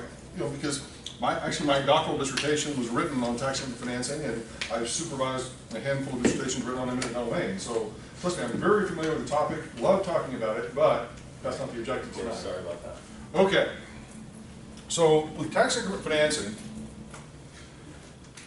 the reason we're talking about it in this context is it is simply a source of lending, a source of money for commercial development. Okay, so let me explain how it works, okay? Before we kind of got off on our really cool discussion, but nonetheless, we got off on our little discussion. So assume we have a city and that this particular inner core of the city, the central business district, let's say, has kind of deteriorated over time. A lot of older buildings, low occupancy, a lot of crime, deteriorated, kind of area. And so the local government says, all right, we're going to draw this boundary around this sort of central business district, and we are going to take a look at what the current market value is of all the property contained within that district. Its current value, deteriorated value. And let's say, I don't know, let's keep it simple, it was $10 million. So a relatively small downtown. Now, what they say is, all right, currently, and depending on the state, depending on the local government, you've got different levels of property taxes, okay? And, every state is different, every city is different, because this is one of the things, and you'll pick this up in the second half of the class, is you have, for example, for property taxes, you have the local municipal government tax rate, you have a school district tax rate, you have typically a county tax rate, you may have a water district tax rate, a junior college or community college tax rate, and along with a whole variety of others. And so overall, it is not uncommon in a lot of places for those combined property tax rates to be 2, 3, 4% of value that you have to pay every year as property taxes. Okay, does everybody understand that conceptually? Yes or no? Okay, so let's just, to keep things simple, we say we've got $10 million, all right, and the property taxes, all right, are going to be 2% of that, all right? So just to make sure I don't screw up, even though it's simple math, 10 million times 2% would be $200,000 a year in property taxes, okay, for that area. Does that make sense, everybody? Yes or no? Okay. Now, the expectation is, however, if the city were to go in, improve the infrastructure, putting in new streetscapes, new lights, benches, put in maybe a really nice parking garage, do a whole number of sort of public improvements, that's going to make the area that much more attractive to the private sector developer that's going to come in and completely overhaul the area. Does that make sense, everybody? Yes or no?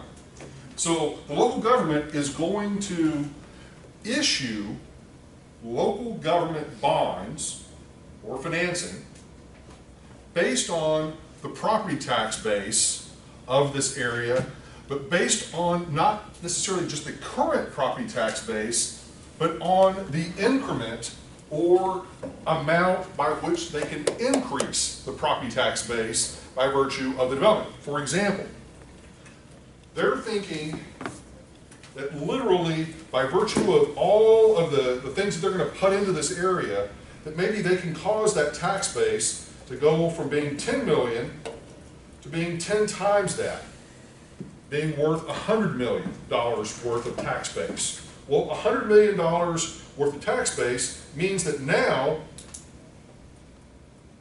you're going to be generating $2 million a year in property taxes. Does that make sense? So the increment between the two tax bases is 1.8 million. Yes? Okay, so that 1.8 increment can be used as an annual payment for bonds that you can issue to do this redevelopment activity. Okay, now I'm not trying to make it more complicated than what it needs to be, so I'm just going to keep it as simple as I can. So let's just say that we have our calculators set for one payment per year. All right, and we were to put in $1.8 million as the payment amount that the city could pay off of these bonds, and we're going to issue these bonds with a 30-year term, so 30 years, and the interest rate that we're going to have to pay on these bonds might be 3%. What is the dollar value of the bonds that we can issue? So let's just do this real quick.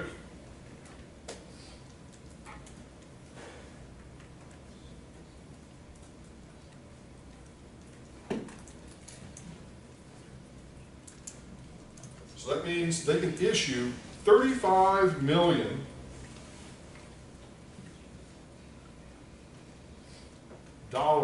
worth of bonds up front. So here's how it would work.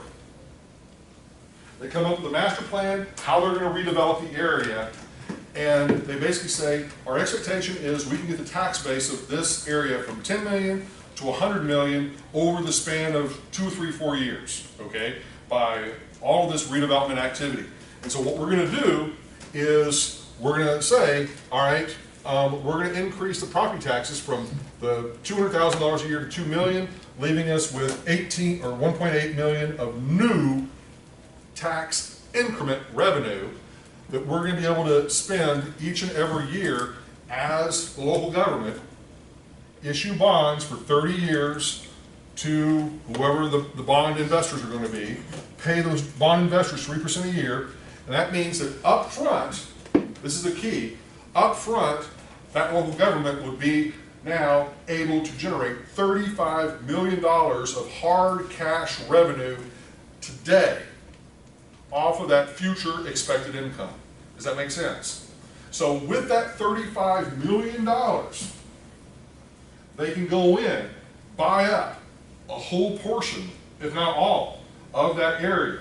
They can go in, clear, just cut everything down, start from scratch. Or, in some areas that maybe aren't so bad, you actually have some really nice, historically significant buildings that aren't in horrible condition. Go in, buy those buildings in block, and potentially sell them off at a discount to developers with the expectation that they're going to be doing all of these sort of improvements to the area. Does that make sense? Now, the only reason I'm going into this additional detail is this is just one source of financing that is available for commercial properties that happens to come from the local government sector as opposed to the banking sector. Okay? Make sense? Questions? So is this financed through taxes? Yes, through property taxes. Okay. Not income taxes, but property taxes. Okay. So the whole idea behind this is that this development or redevelopment would not occur at all, would have no chance of occurring on its own without this sort of government market intervention. Does that make sense? Yeah. So without the government kind of coming in and saying, we're going to buy up all this stuff, we're going to tear down everything, or we're going to make everything available for redevelopment and spend this money up front to put in new streets, new lighting, new sewer, new water, new, whatever is needed, it wouldn't happen. Okay, and then so since it is funded by property taxes, do they allow those people paying property taxes to vote on it at all, or is it just? Yes. They do, okay. Yeah, and it can be controversial. I mean, you can obviously see some of the, because, for example, just to kind of put things in perspective, all this money, all this investment is going into this very predefined area, bounded by certain streets and so forth. Well, what if you happen to own a property right here, just on the outside of the boundary of all of this? You're not quite in the ghetto, but you're sort of, kind of on the edge of it. Your next door neighbor, to a certain extent, is going to get bought out, be given a nice little chunk of change, and you are sitting there not getting any of this and still having to operate your business or whatever it might be, and you're probably not going to be overly thrilled about that, but, it sort of is what it is. Okay? Okay. All right, other questions, thoughts, observations? Anybody? Okay. All right, so in that case, we're going to put this first chapter to bed. All right, moving forward. All right. Let us now move to chapter 17, or time value of money stuff.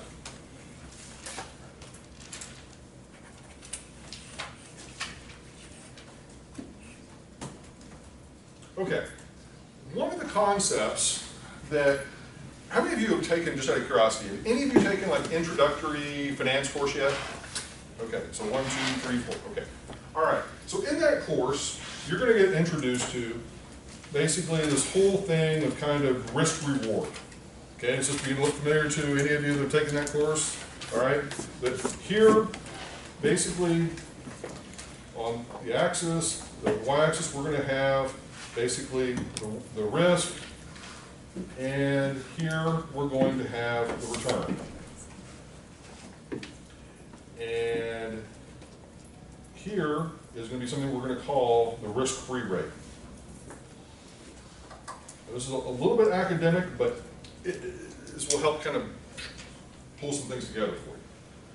So conceptually, what this model is attempting to do is to explain for not only financial investments, but also real estate investments,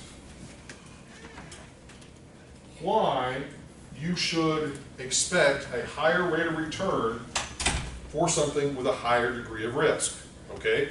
So, for example, something down here has a relatively low risk, it's gonna have a relatively low return. So in other words, I just say, just to put some numbers to this, maybe this is 3%, maybe this is 5%, 10%, okay? And over here, this is pretty much zero risk, and then however we want to define this risk, we're going to say on a scale from 1 to 5, this is a risk factor of 1, 2, 3, 4, and 5. So at a risk factor of 1, we're saying that you need to get from an investment a 5% rate of return, okay? With a zero risk, you would get the risk-free rate of 3%. Does that make sense? Okay? With a risk factor, let's say of 2, probably around 7%.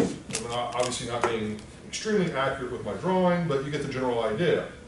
So maybe at a risk factor of 3, rate of return somewhere around 10%. Okay, everybody understands. So the idea is, as the risk on the investment goes up, so should the return. That's the academic kind of perspective on this. Now, the issue is we can very easily measure the return that a property generates. In other words, that's what we were doing to a certain extent last week and sort of saying, you know, over the course of a year, over the course of several years, it throws off a 5% rate of return or a 10% rate of return, whatever it might be. That's very measurable. The risk thing, while it can be measured, in many cases, risk in the finance world is measured by things like variance or volatility or you know, other sort of measures that try to get at what makes this particular asset or investment more risky or less risky than something else. Well, in the stock market, we have all of this data that sort of shows us how a stock has performed over time, and we can kind of look back and say, how volatile has it been in terms of its performance of shooting up and going down, shooting up and going down. And the more that it sort of shoots up and goes down, we say that's a very volatile stock, and therefore has a higher degree of risk associated with it. Therefore, if we're going to invest in it, we're going to demand a higher rate of return.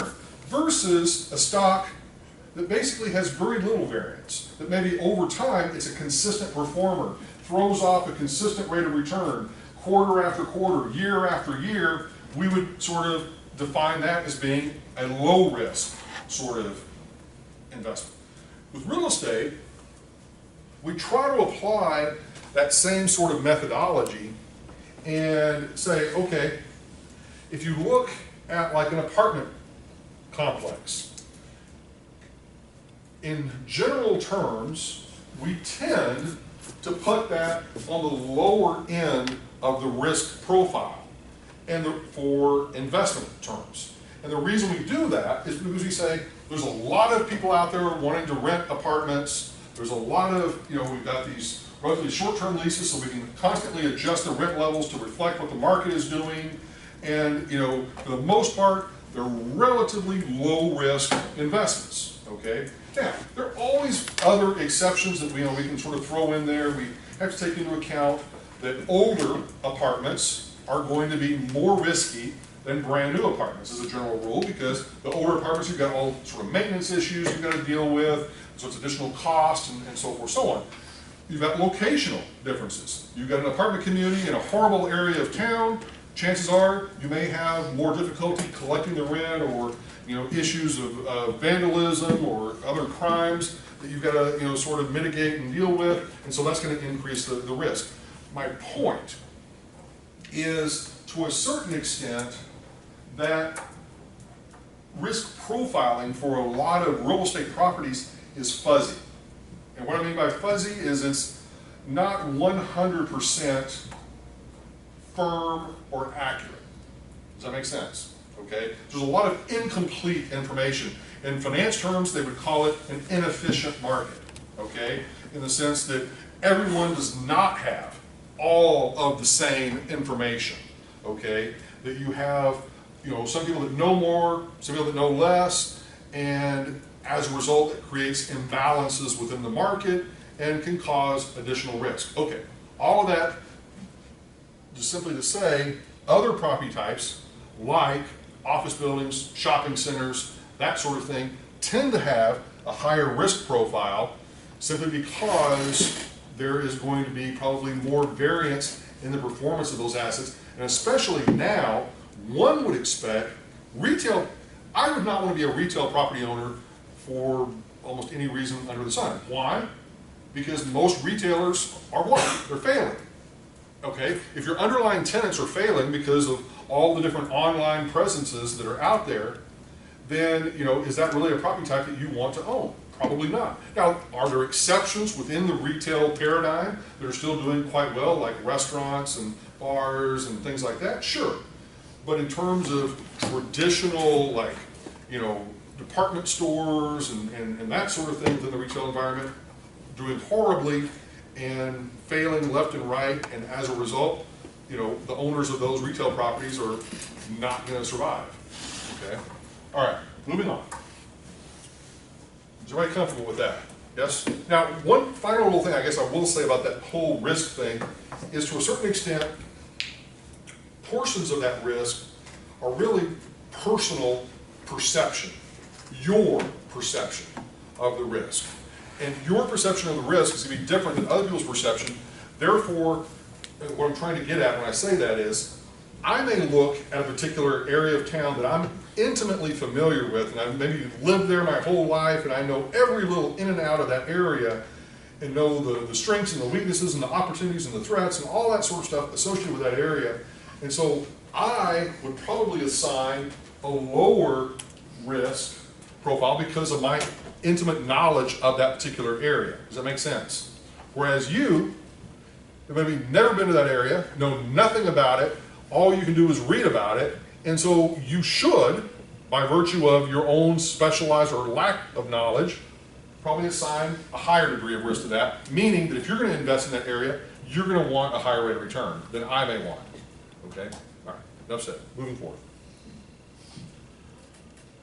Okay. Now, one of the big concepts, this whole kind of time value of money thing, so in addition to the risk that we assign to a particular investment, we also need to incorporate a time factor to it.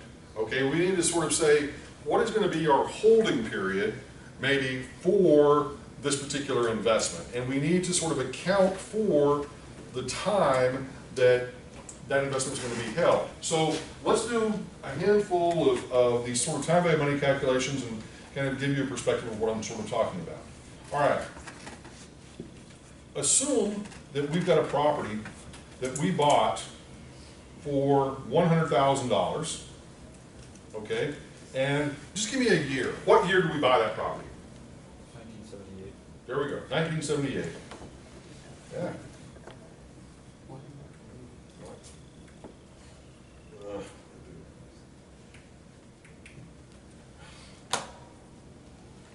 Okay.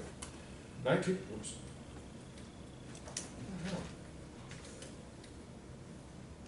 Technology.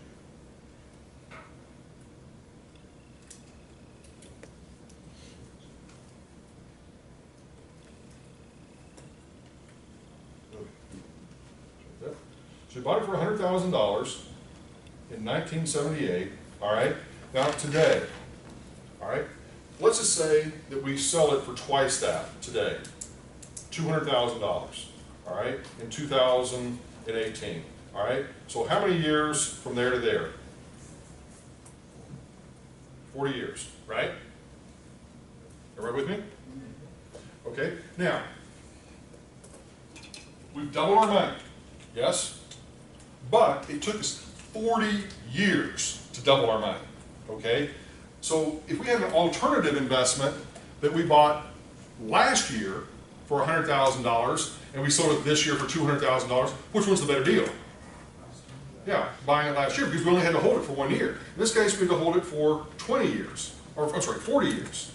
the reason I make this very prominent distinction is you will hear a lot of times people talk about, I remember growing up and I would hear people say, yeah, you know, I bought this property, you know, 50 years ago and I only paid, you know, a couple $1,000s for it, and I sold it last year for $10,000, and, you know, like quadrupled my money, but then you're like, well, wait a second, but you had to own it for that long of a period of time in order to achieve that. So, you know, even though this is technically 100% rate of return, it's really not, because it's over 40 years, okay? So what it actually is the rate of return, all right? So this is where you use your financial calculator. So we keep it simple. We put on one payment per year, and we put in the $100,000 as the amount we paid for it. So that's going to be a negative cash outflow to us. And this is the part where conceptually it sometimes messes with your brain because of the terminology. We're going to call that present value. And the reason we're calling it present value, even though it happened 40 years ago, is because of the context in which we're looking at the problem. We're saying the present value as of when it was purchased, okay, was $100,000. Subsequent to that, we sold it for $200,000, so that's going to be our future value, all right? And then our term is going to be 40 years. So 40, shift in, and to solve for our rate of return on an annualized basis, we're simply going to solve for the interest rate, okay? Let's see if I'm good to go here. All right, so we've got 100,000, let's make sure, oops. First of all, one payment per year, we're going to do that first. All right, 100,000 as our present value, 200,000 as our future value, and we said 40 years as our term. Wow. 1.75%. Okay? Not that great of a rate of return. I mean, we thought, oh, it's going to be 100%. But it's because it's over 40 years. Now, just for, while this is not accurate because of the way in which the compounding works, all of us would agree this is doubling our investment, yes? It's just that it happens over 40 years. And if we double it, that is normally a 100%, I'm sorry, not 10%, normally it would be a 100% increase, yes? But just do the simple math of saying 100% divided by 40 years, what do you end up with? 2.5%, so it's a little bit, still a little bit less than that, but you get the general idea that the point being is it's going to be a lot less than the 100%. Make sense? Okay? Now, just to sort of give sort of perspective, all right? So what if we shorten that holding period from 40 years to 20 years? So we just change the term from 40 to 20 and then resolve for the rate of return. Okay, so in doing that, let's put in 20, shift in, solve for the interest rate, jumps it up to 3.53%, roughly. Okay, right, following along? All right, now let's just go a little bit, go to 10 years. Same process.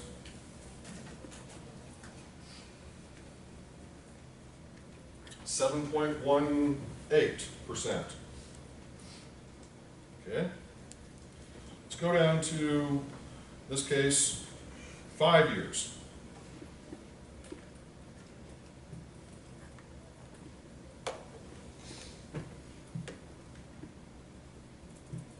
$14.87%. Okay, everybody still with me? Okay, now let's kick it down to 2 years. There's a method of my madness on this, I promise. Okay, 2 years, 41%. Okay, now down to 1 year, which is the normal standard whenever we're talking about rates of return. Almost always we talk about them in annualized terms. So in this case, when we put in 1, lo and behold, the 100%.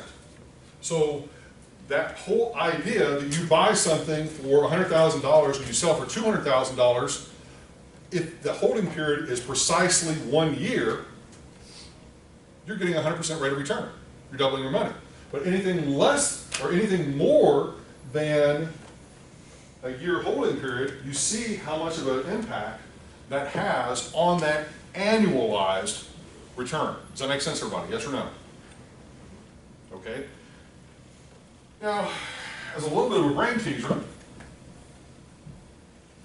what would happen if your holding period is 6 months?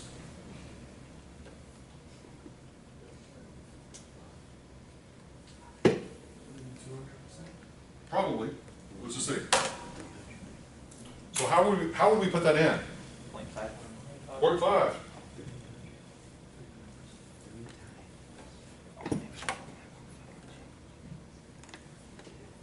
Okay, let's see what it does. No, 300%. Okay. All right. Now, if we put it in for, well, we're not going to, we can keep going down month by month, day by day. The biggest return that we could get would be instantaneous. It'd be like, I hand you $100,000 and then you hand me back $200,000 instantaneously, like going to the roulette wheel or something, you know, at a casino. There's an instantaneous return, you know, within seconds. And that sort of rate of return becomes astronomical because the holding period is so short. Does that make sense? But the thing is, what we do is we tend to annualize the holding period as a matter of sort of practice. Whenever things get quoted to you in terms of rates of return, almost always they're annualized. You know, whenever you get an interest rate quoted to you on a car loan or a mortgage loan, or you get an interest rate quoted to you on, you know, a retirement fund, almost always, always, always is it quoted to you on an annualized basis. Okay, does that make sense? Now, here's an interesting thing. Just kind of wrap your head around this for a second. I had a student many years ago who bought and sold used cars. And the way in which that he financed the purchase, or the initial purchases of a lot of the cars, was to use cash advances on credit cards. Okay? And so what he would do, now keep in mind, the cash advance on a credit card might be, like, let's just round it off, 25% interest rate. Okay? So that means, just to put things into perspective here for a second, just to convey the story. So let's say that he gets a total of $10,000 on a credit card, but his interest rate is 25%. How much does that mean he has to pay in interest without doing the calculator in that first year? $2,500. Okay, let's just sort of test that, see if we're correct. Okay, we're going to put in one payment per year. Keep things simple. The $10,000 is going to be our present value, and the 25% is going to be our interest rate, and our term is going to be 1 year, and we're going to solve for future value. Okay. All right. So $10,000 present value at 25% interest for 1 year. And our future value is going to be $12,500. So what that means, that $12,500, of that $12,500, he's got to pay back $2,500 in interest, and then, you know, the remaining $10,000 was the amount that he borrowed, but he's got to pay back, obviously, $2,500 in just the interest charges. This is the principal of the loan. That's the interest. Okay, is everybody with me on that? Yes or no? Okay, now, this was kind of the mini little brain teaser on this. All right? So, all of you are saying, all right, so if he were to go buy a car, all right, today, Basically what we're saying, or are we saying this, that if he were to buy the car for 10 grand, in order for him to turn a profit, he would have to sell it for something greater than 12,500. Is that correct, yes or no?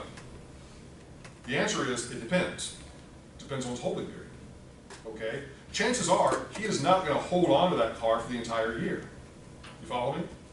Chances are, he's gonna hold on to that car for maybe a week or 2 weeks, okay?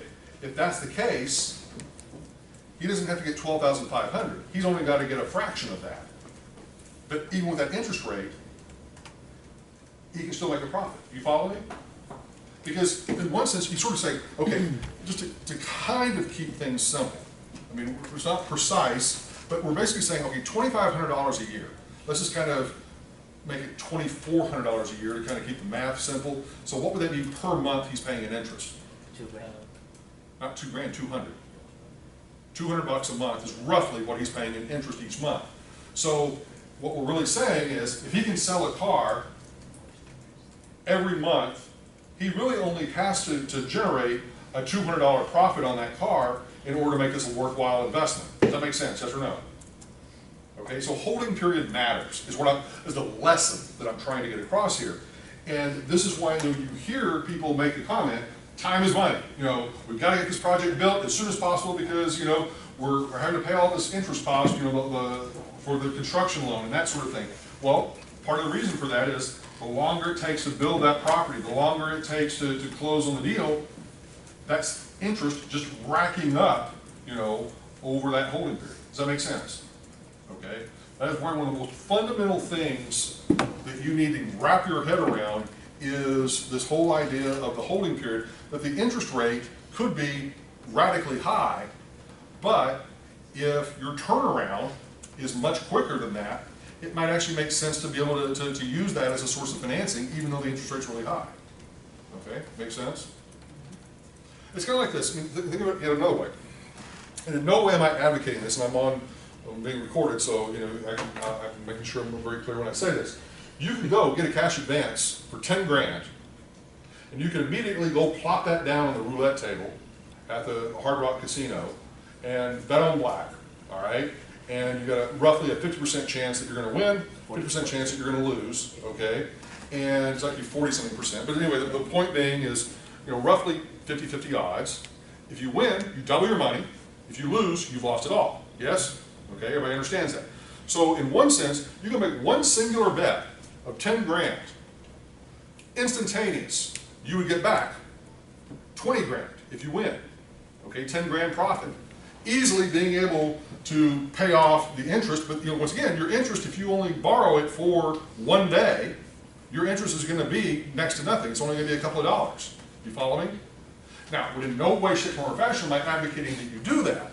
But the point is, if you understand this whole idea of how quick a holding period is, you know, that how much of an impact it has in terms of your actual borrowing cost. Okay? Thoughts, questions, observations? Okay? Moving forward. Okay. Now, we may also kind of want to look at this, you know, sort of another way. That, let's say that we buy a property today, all right, and we spend $200,000 on that property today, and we want to know, or we're wanting to get, let's say, a 15% annual return on this property, and we're going to hold it for 5 years.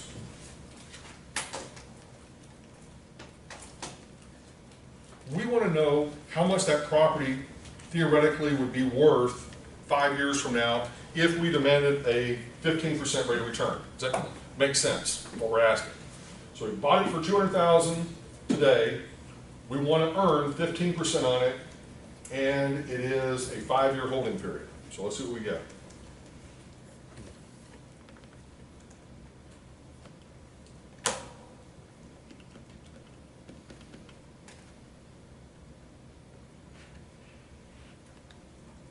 Okay? So 400, 2,000, $271 and some change, 44 cents, let's say. Okay? Does that make sense? Okay? Now, you're saying, well, once again, how might you use something like this? Well, it's the sort of thing that, in many cases, we want to try to estimate what something is going to be worth at some point in the future. And, so that if we buy it today, what do we expect that we maybe need to sell it for? What do we expect that we want to sell it for? I mean, there are a lot of different questions that we can ask that you would apply something like this to. That you want to be able to say, okay, I need to earn greater than 15% or exactly 15% or whatever it might be. Okay, is everybody comfortable with that concept? Yes or no? Okay, now let's throw another little piece into the mix. All right. So let's go back to, in this case, 12 payments per year. All right, and let's say that we have a property that we're going to hold for 5 years. And one reason I use 5 years is a sort of a standard normal holding period for a lot of commercial properties. And the reason, this is actually a good thing to point out right now, for residential loans, almost all residential loans are typically like a 15-year loan or a 30-year loan. But with commercial properties, historically, most of them are 5-year loans with 15-year amortizations. Okay? And you're saying, what the hell is that? Okay. All right. The 5-year term would mean that you're going to be making payments for 5 years. But yet the loan is going to be based as if it were a 15-year loan with payments over 15 years. But at the end of 5 years, you're going to be forced to pay off the loan early. Okay? And the reason why this was done for many, many years is that most commercial loans were fixed rate loans. And so in a changing interest rate environment, the bank wanted to manage the risk. And so in most instances, they would sort of say, we're willing to commit to an interest rate for 5 years, and then beyond that, you need to come in, refinance the loan. But there was another motivation. They would also charge you loan origination fees all over again every 5 years. So it's just another way for them to make more money, basically. All right. So let's just say that we've got a 5-year holding period. And our interest rate is 5.5%. Okay? And in this particular case, let's say the property is generating $5,000 a month in income. Okay? Or rent. All right? The lease payment. Okay?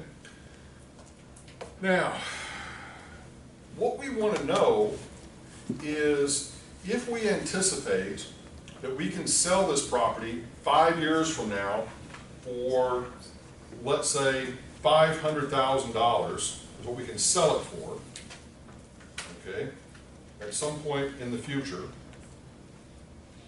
Both of those are going to be incomes to us, okay? As the owner of the property, we're going to be getting $5,000 a month, which is how much per year? 5,000 times 12, $60,000 a year, and we're supposed to be able to sell it for $50,000 at some point at 5 years into the future. But what we're wanting to know, how much should we spend on that property today in order to give us that 5.5% rate of return with that set of cash flows? Does that make sense? All right, so let's just do that real quick. In this case, we're shifting over to 12 payments per year. Okay? And so we've got 5 years or 60 months, 5.5% interest rate, $5,000 payment, $500,000 future value. And now, what it's telling us is we would be willing to spend, this is going to look a little odd, $641,788. Now, some of you are going to ask the question, why would we be willing to spend more for the property today if we know we're going to sell it effectively at a loss 5 years from now? Given the payments, the total amount we generate is $800,000. Yeah, that's the way to look at it, because what we're saying is $5,000 a month for 60 months. Does everybody see that? Okay, so just real simply, without using any sort of time value of money, just $5,000 a month, oops, times 60, we're actually generating $300,000 of rental income over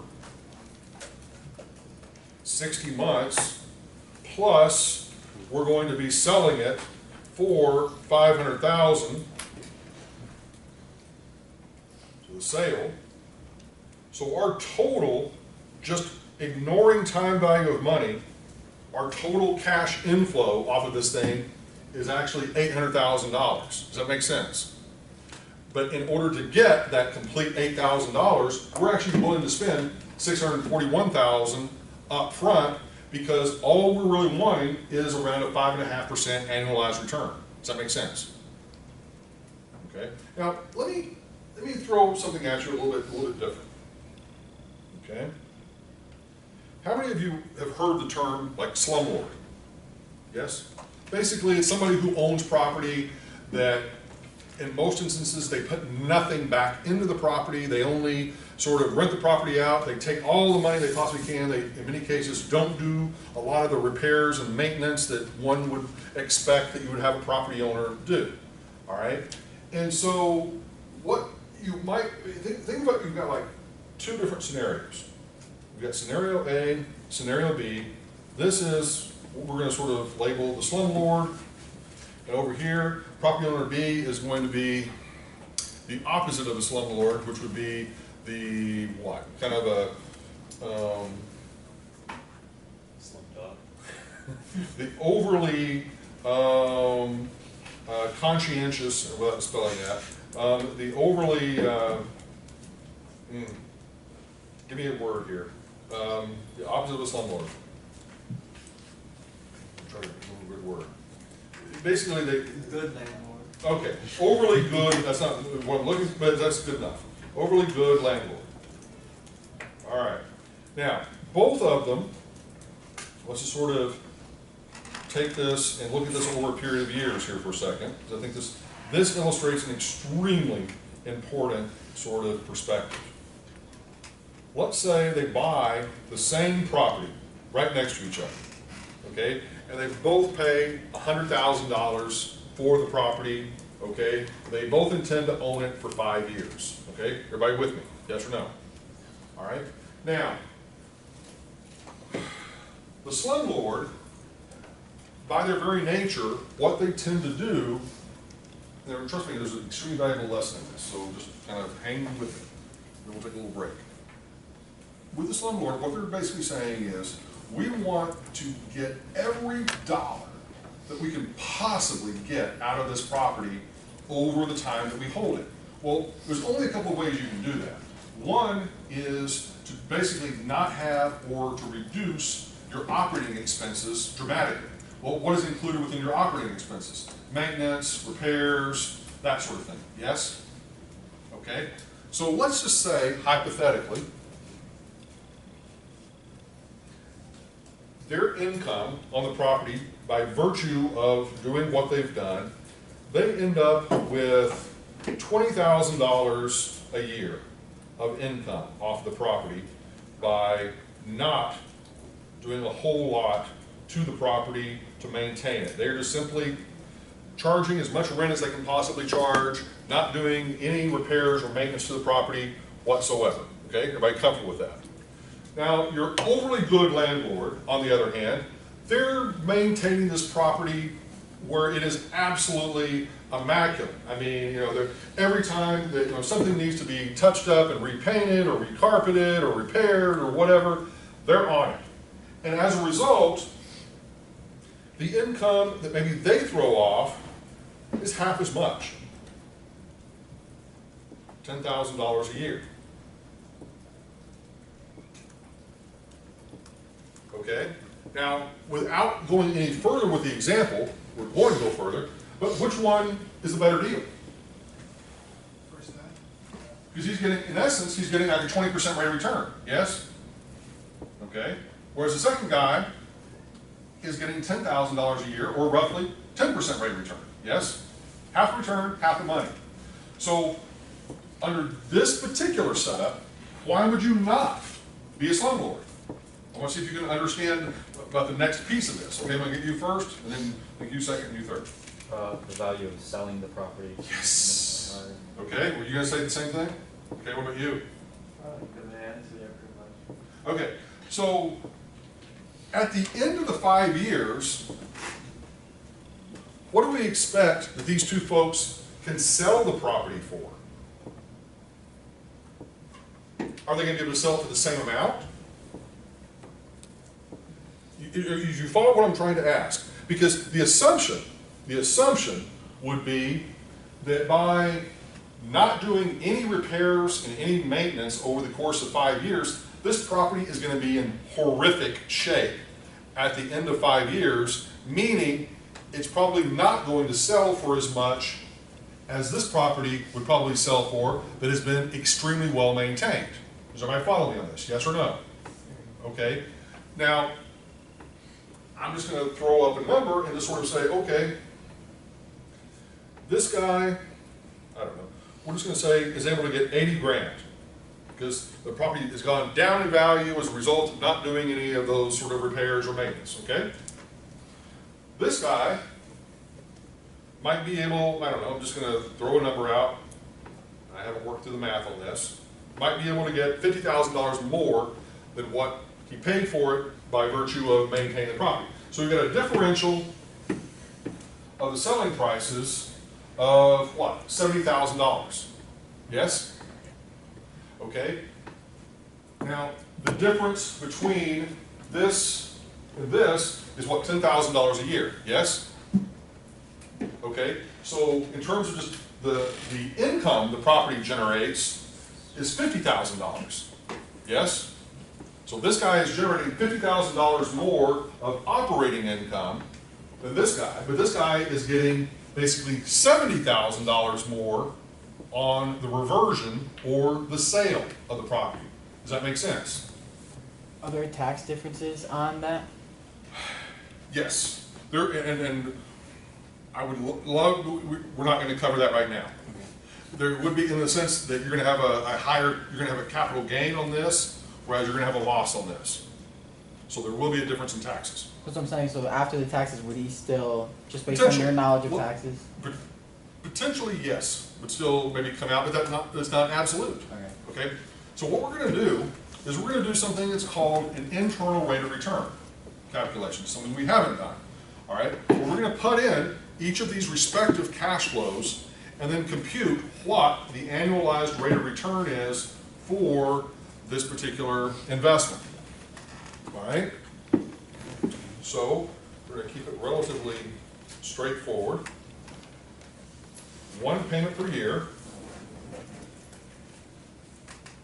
We're going to do this the simple way, and then we'll deal with a more complex way later. All right. So we're going to put in $100,000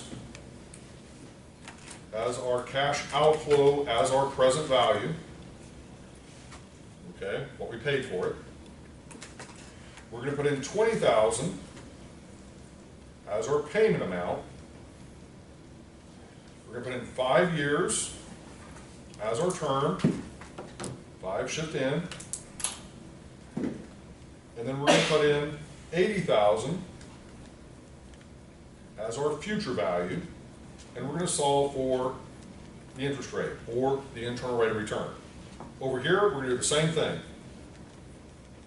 one payment per year, $100,000 as our present value, $10,000 a year as our payment for 5 years, and $150,000 as our future value, and then solve for what our rate of return is here. So let's just see what this tells us. Okay? All right, so one payment per year, 100,000, and 5 years, and 20,000 as our payment, and 80,000 as our future value. It's 17.16%. Okay, everybody comfortable with that? Okay, now we change it to, in this case, $10,000 as our payment, and our future value is $150,000. Resolve.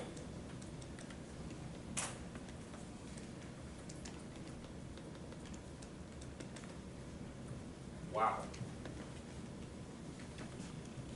So what's it telling us? It's better to be a slumlord. It's ever so slightly better to be a slumlord. And under this particular, setup and scenario, that under this particular, selling price, with $70,000 less than this one, once again, in hard, cold numbers, as we were talking about, you're actually getting over here $20,000 more overall in raw cash money, but that raw cash money is not coming to you until 5 years from now, okay? The slumlord is getting the benefit of that $20,000 right here, right now, every year for that 5-year period, okay? Now, am I advocating that you all go out and become slumlords? No. But what I am saying, this is a perfect sort of scenario to be able to kind of show just how much of an impact that basically not only the time value of money has, but also for you to begin to think about as a property owner, what kind of property owner do you want to be?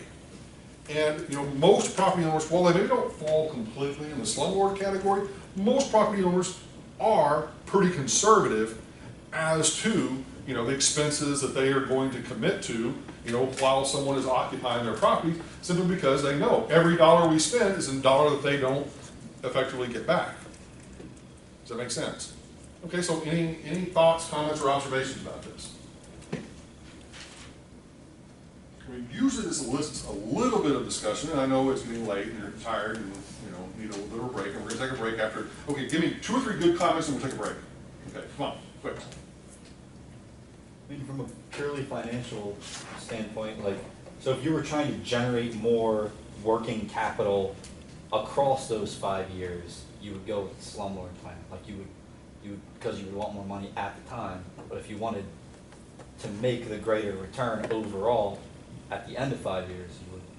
But it's not. No, you would actually still be with the slumlord, because even the overall return is lower on an annualized basis. On an annualized basis, but the overall raw value cash return yes, to you raw is cash $20,000 is $20,000 higher. And it's all, that brings up an excellent point, because it's a question of how we go about measuring our returns, and what it is, how we want to view it. One way that some investors do look at it is purely a cash in, cash out. How much money do I get this year? How much money do I get next year? How much do I get overall? Subtract out expenses, and this is what I'm left with. But people who tend to get a bit more involved in the return calculations, they want to sort of annualize it in a way that sort of shows, if I had another alternative to invest in, how much would it have to throw off on an annualized basis to be equal to this? And so what is it I'm going to prefer? Okay, and as a general rule, on a purely rate of return perspective, nothing else, yeah, this, being the slumlord, ever so slightly beats out this guy. But there's another piece to this. And the other piece is this money is happening right now, much more certain. I'm being able to pocket that money right here, right now. I'm not trying to defend the landlord, but what I am, some landlord, but what I'm saying is you're getting this money right here, right now, as opposed, and you're not having to predicate your return on something that's more predictive, 5 years from now, that I'm actually gonna get this 5 years from now. The market could tank and I don't get half of that 5 years from now. Or the market could just blow up and the return that I got there is astronomical. The point being is this is much more of a prediction, whereas this, you can, sort of wrap your head around because it's immediate. So again, it goes back to risk versus reward. Absolutely. You're taking a bigger risk actually being the better Right. landlord in this case. And in this case, with yes. the potential of a greater gain. Yeah. Now, if we were to raise this number up artificially by another $10,000, $20,000, then that changes the whole dynamic of everything. The only thing I was gonna say is, isn't there's a lot of different factors that play a role in this as well though, right? Because if you are not taking care of the property, aren't your tenants not gonna re-sign the lease, then the property's not good, then maybe you don't rent it out for another 3 months, so, there's a Absolutely. lot more of that, I feel like. Absolutely. No, you're absolutely right. This is meant to be a nice little academic exercise to kind of get your brain to start thinking about some of this, but you're absolutely right that, as a practical matter, that probably after that first couple of years, you're gonna lose a lot of your tenants. Because they're gonna say, screw this, I'm out of here, this, property sucks. Okay? All right, I think I said 3, so one more comment. Anybody? Yes? Unless they're charging maybe different, since they're like next door to each other. Yeah. If like people move out from somewhere to that place, wouldn't that, the higher end, get more money if they do? Yeah, you would think that, once again, if the market is efficient and, people are paying attention to what is being charged, then, you would expect that people are gonna gravitate toward the better deal. Okay. All right, let's do this. 5-minute break. Be back at 9 o'clock. Okay? Come on, you can do it. I know you can. So, I'm on Red Bull number 3. Come on, we can do it. Come on.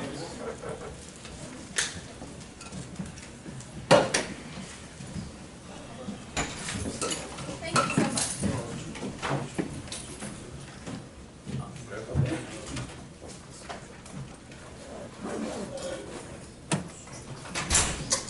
Okay.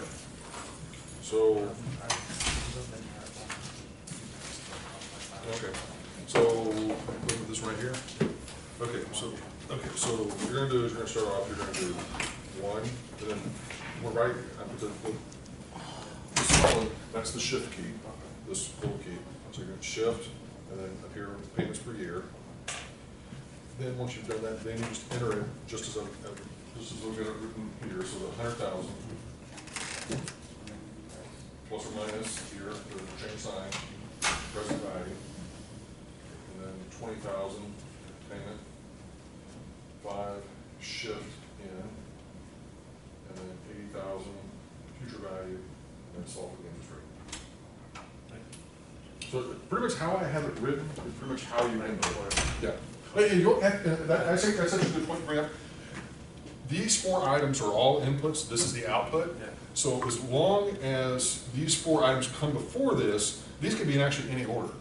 Yeah, you put this one in first, this one in second, third, fourth, or 1, 2, 3, 4, doesn't matter, as long as those are your 4 inputs. Okay.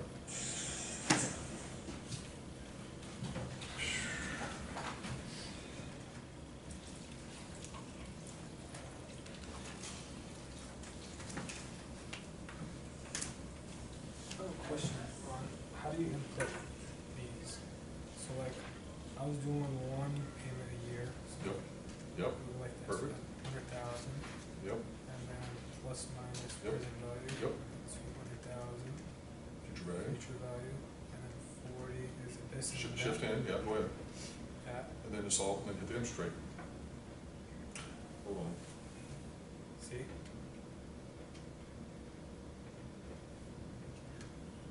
One time, this is 100,000. Whoops. 100,000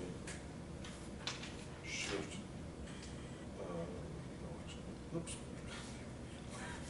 100,000 plus or minus, and present value, 200,000 future value, 40 shift in, and then it should be interest rate. There it is. So what did I do wrong? Well, okay, do it one more time. I'm gonna watch you. I did the one Shift, shift. payment year per year. Okay. 100,000 Okay. plus or minus Yeah. present value, Yeah, 200,000 future value, yeah, 40 shift in. yeah, and then interest rate fee. Yeah, I think there must have been something else in there that we didn't clear out. Oh, so. That's the only thing I did with that. Okay.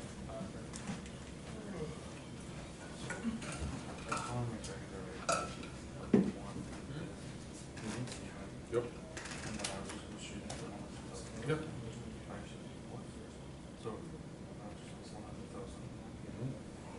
Plus or minus. Yep, yep. Yep.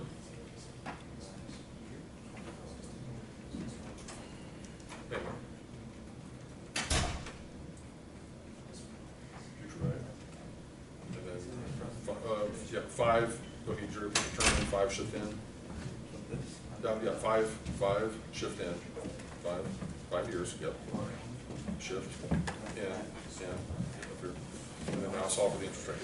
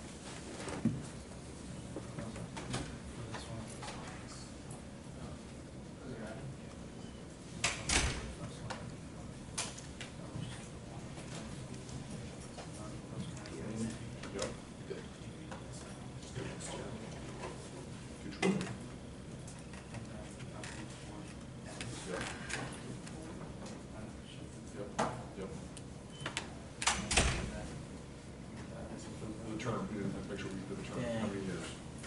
Think about this. Your fingers have fingertips, Okay. So but your just- toes don't have toe tips. Yet you can tiptoe, but not tip finger. Your toes have tips. Are you gonna start setting out your like little high thought snaps at the end of the, at 3 in the morning? Your toes have tips. They do, but you don't say it. Yeah, you don't say it exactly, but you do have. Yes, but you don't No, say. that But same argument fact is you could say your fingertips. that argument is valid. No. Yes, it is. Because you tiptoe. What do you tip finger? We're going by common You can tip finger. Well, if you're really strong and you can do a hand snap without using your palms, and you What can are we, walk, Tibetan monks? yeah, you can tip finger. And then for whatever, 5 years, 5 shift in. The argument is valid. I don't, I mean, I just want to see this in the video. Every single calculation is make sure you get the shift. and the Well, not full see loss. this, I'll just hear it. Happens to something that things will be left in the memory register, and the previous problem will be working. Do you think he edits this stuff? I don't know, I haven't It's gonna seen hear it. me talk about tiptoes. Okay, so for 12 years, And then the whole class. See, we is just gonna we be have to able save go these on. videos just for us to look at like years later. What are we? Okay. So, we doing okay? All right. So let's do this. We're gonna go a little bit out of order, but I think you'll probably get more out of this for what we're doing right now. All right, we're gonna do amortization schedules. Nice.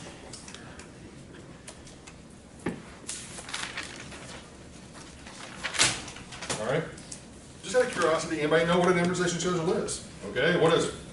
It's just gonna be scheduled on when the interest rate or loan balance, or no, not balance, but. Yeah, well, actually, it does include the loan balance. Yeah. So what an amortization schedule does for a loan that you got, once again, whether it's a car loan, home loan, you know, whatever, is gonna show you what the beginning balance of the loan was, whenever you got it, what your monthly payment is, how much of that monthly payment is interest, how much of it's principal, and then ultimately what your ending balance is at the end of each period. Does that make sense? Okay? And then we'll show you that month by month. Now, using the calculator, it's a bit more tedious than what it is using Excel, but I want to show you how to do it on the calculator so that you kind of can wrap your head around what you're actually doing. So, you tell me, okay, let's just start off with the details on the loan itself. Give me a dollar amount for the loan. 20,000. How much? 20,000. Okay, $20,000 for the, oops. Come on, do it again.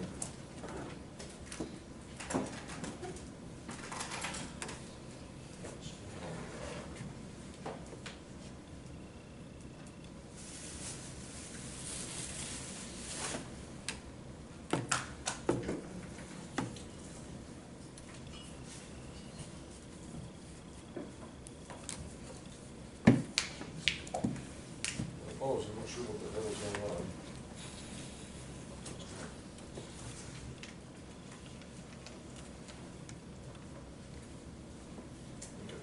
$20,000 as a loan.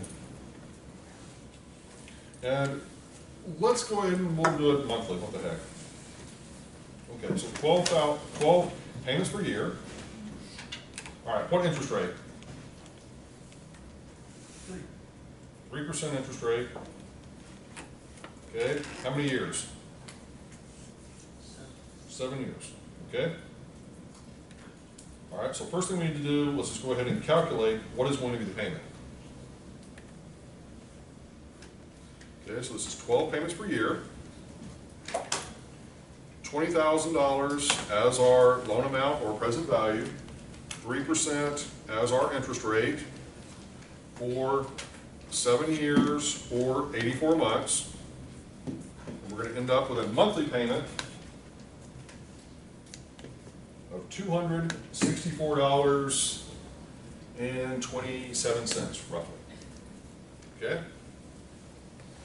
Everybody good with that? Yes or no? All right. So now what we're going to do is I'm going to show you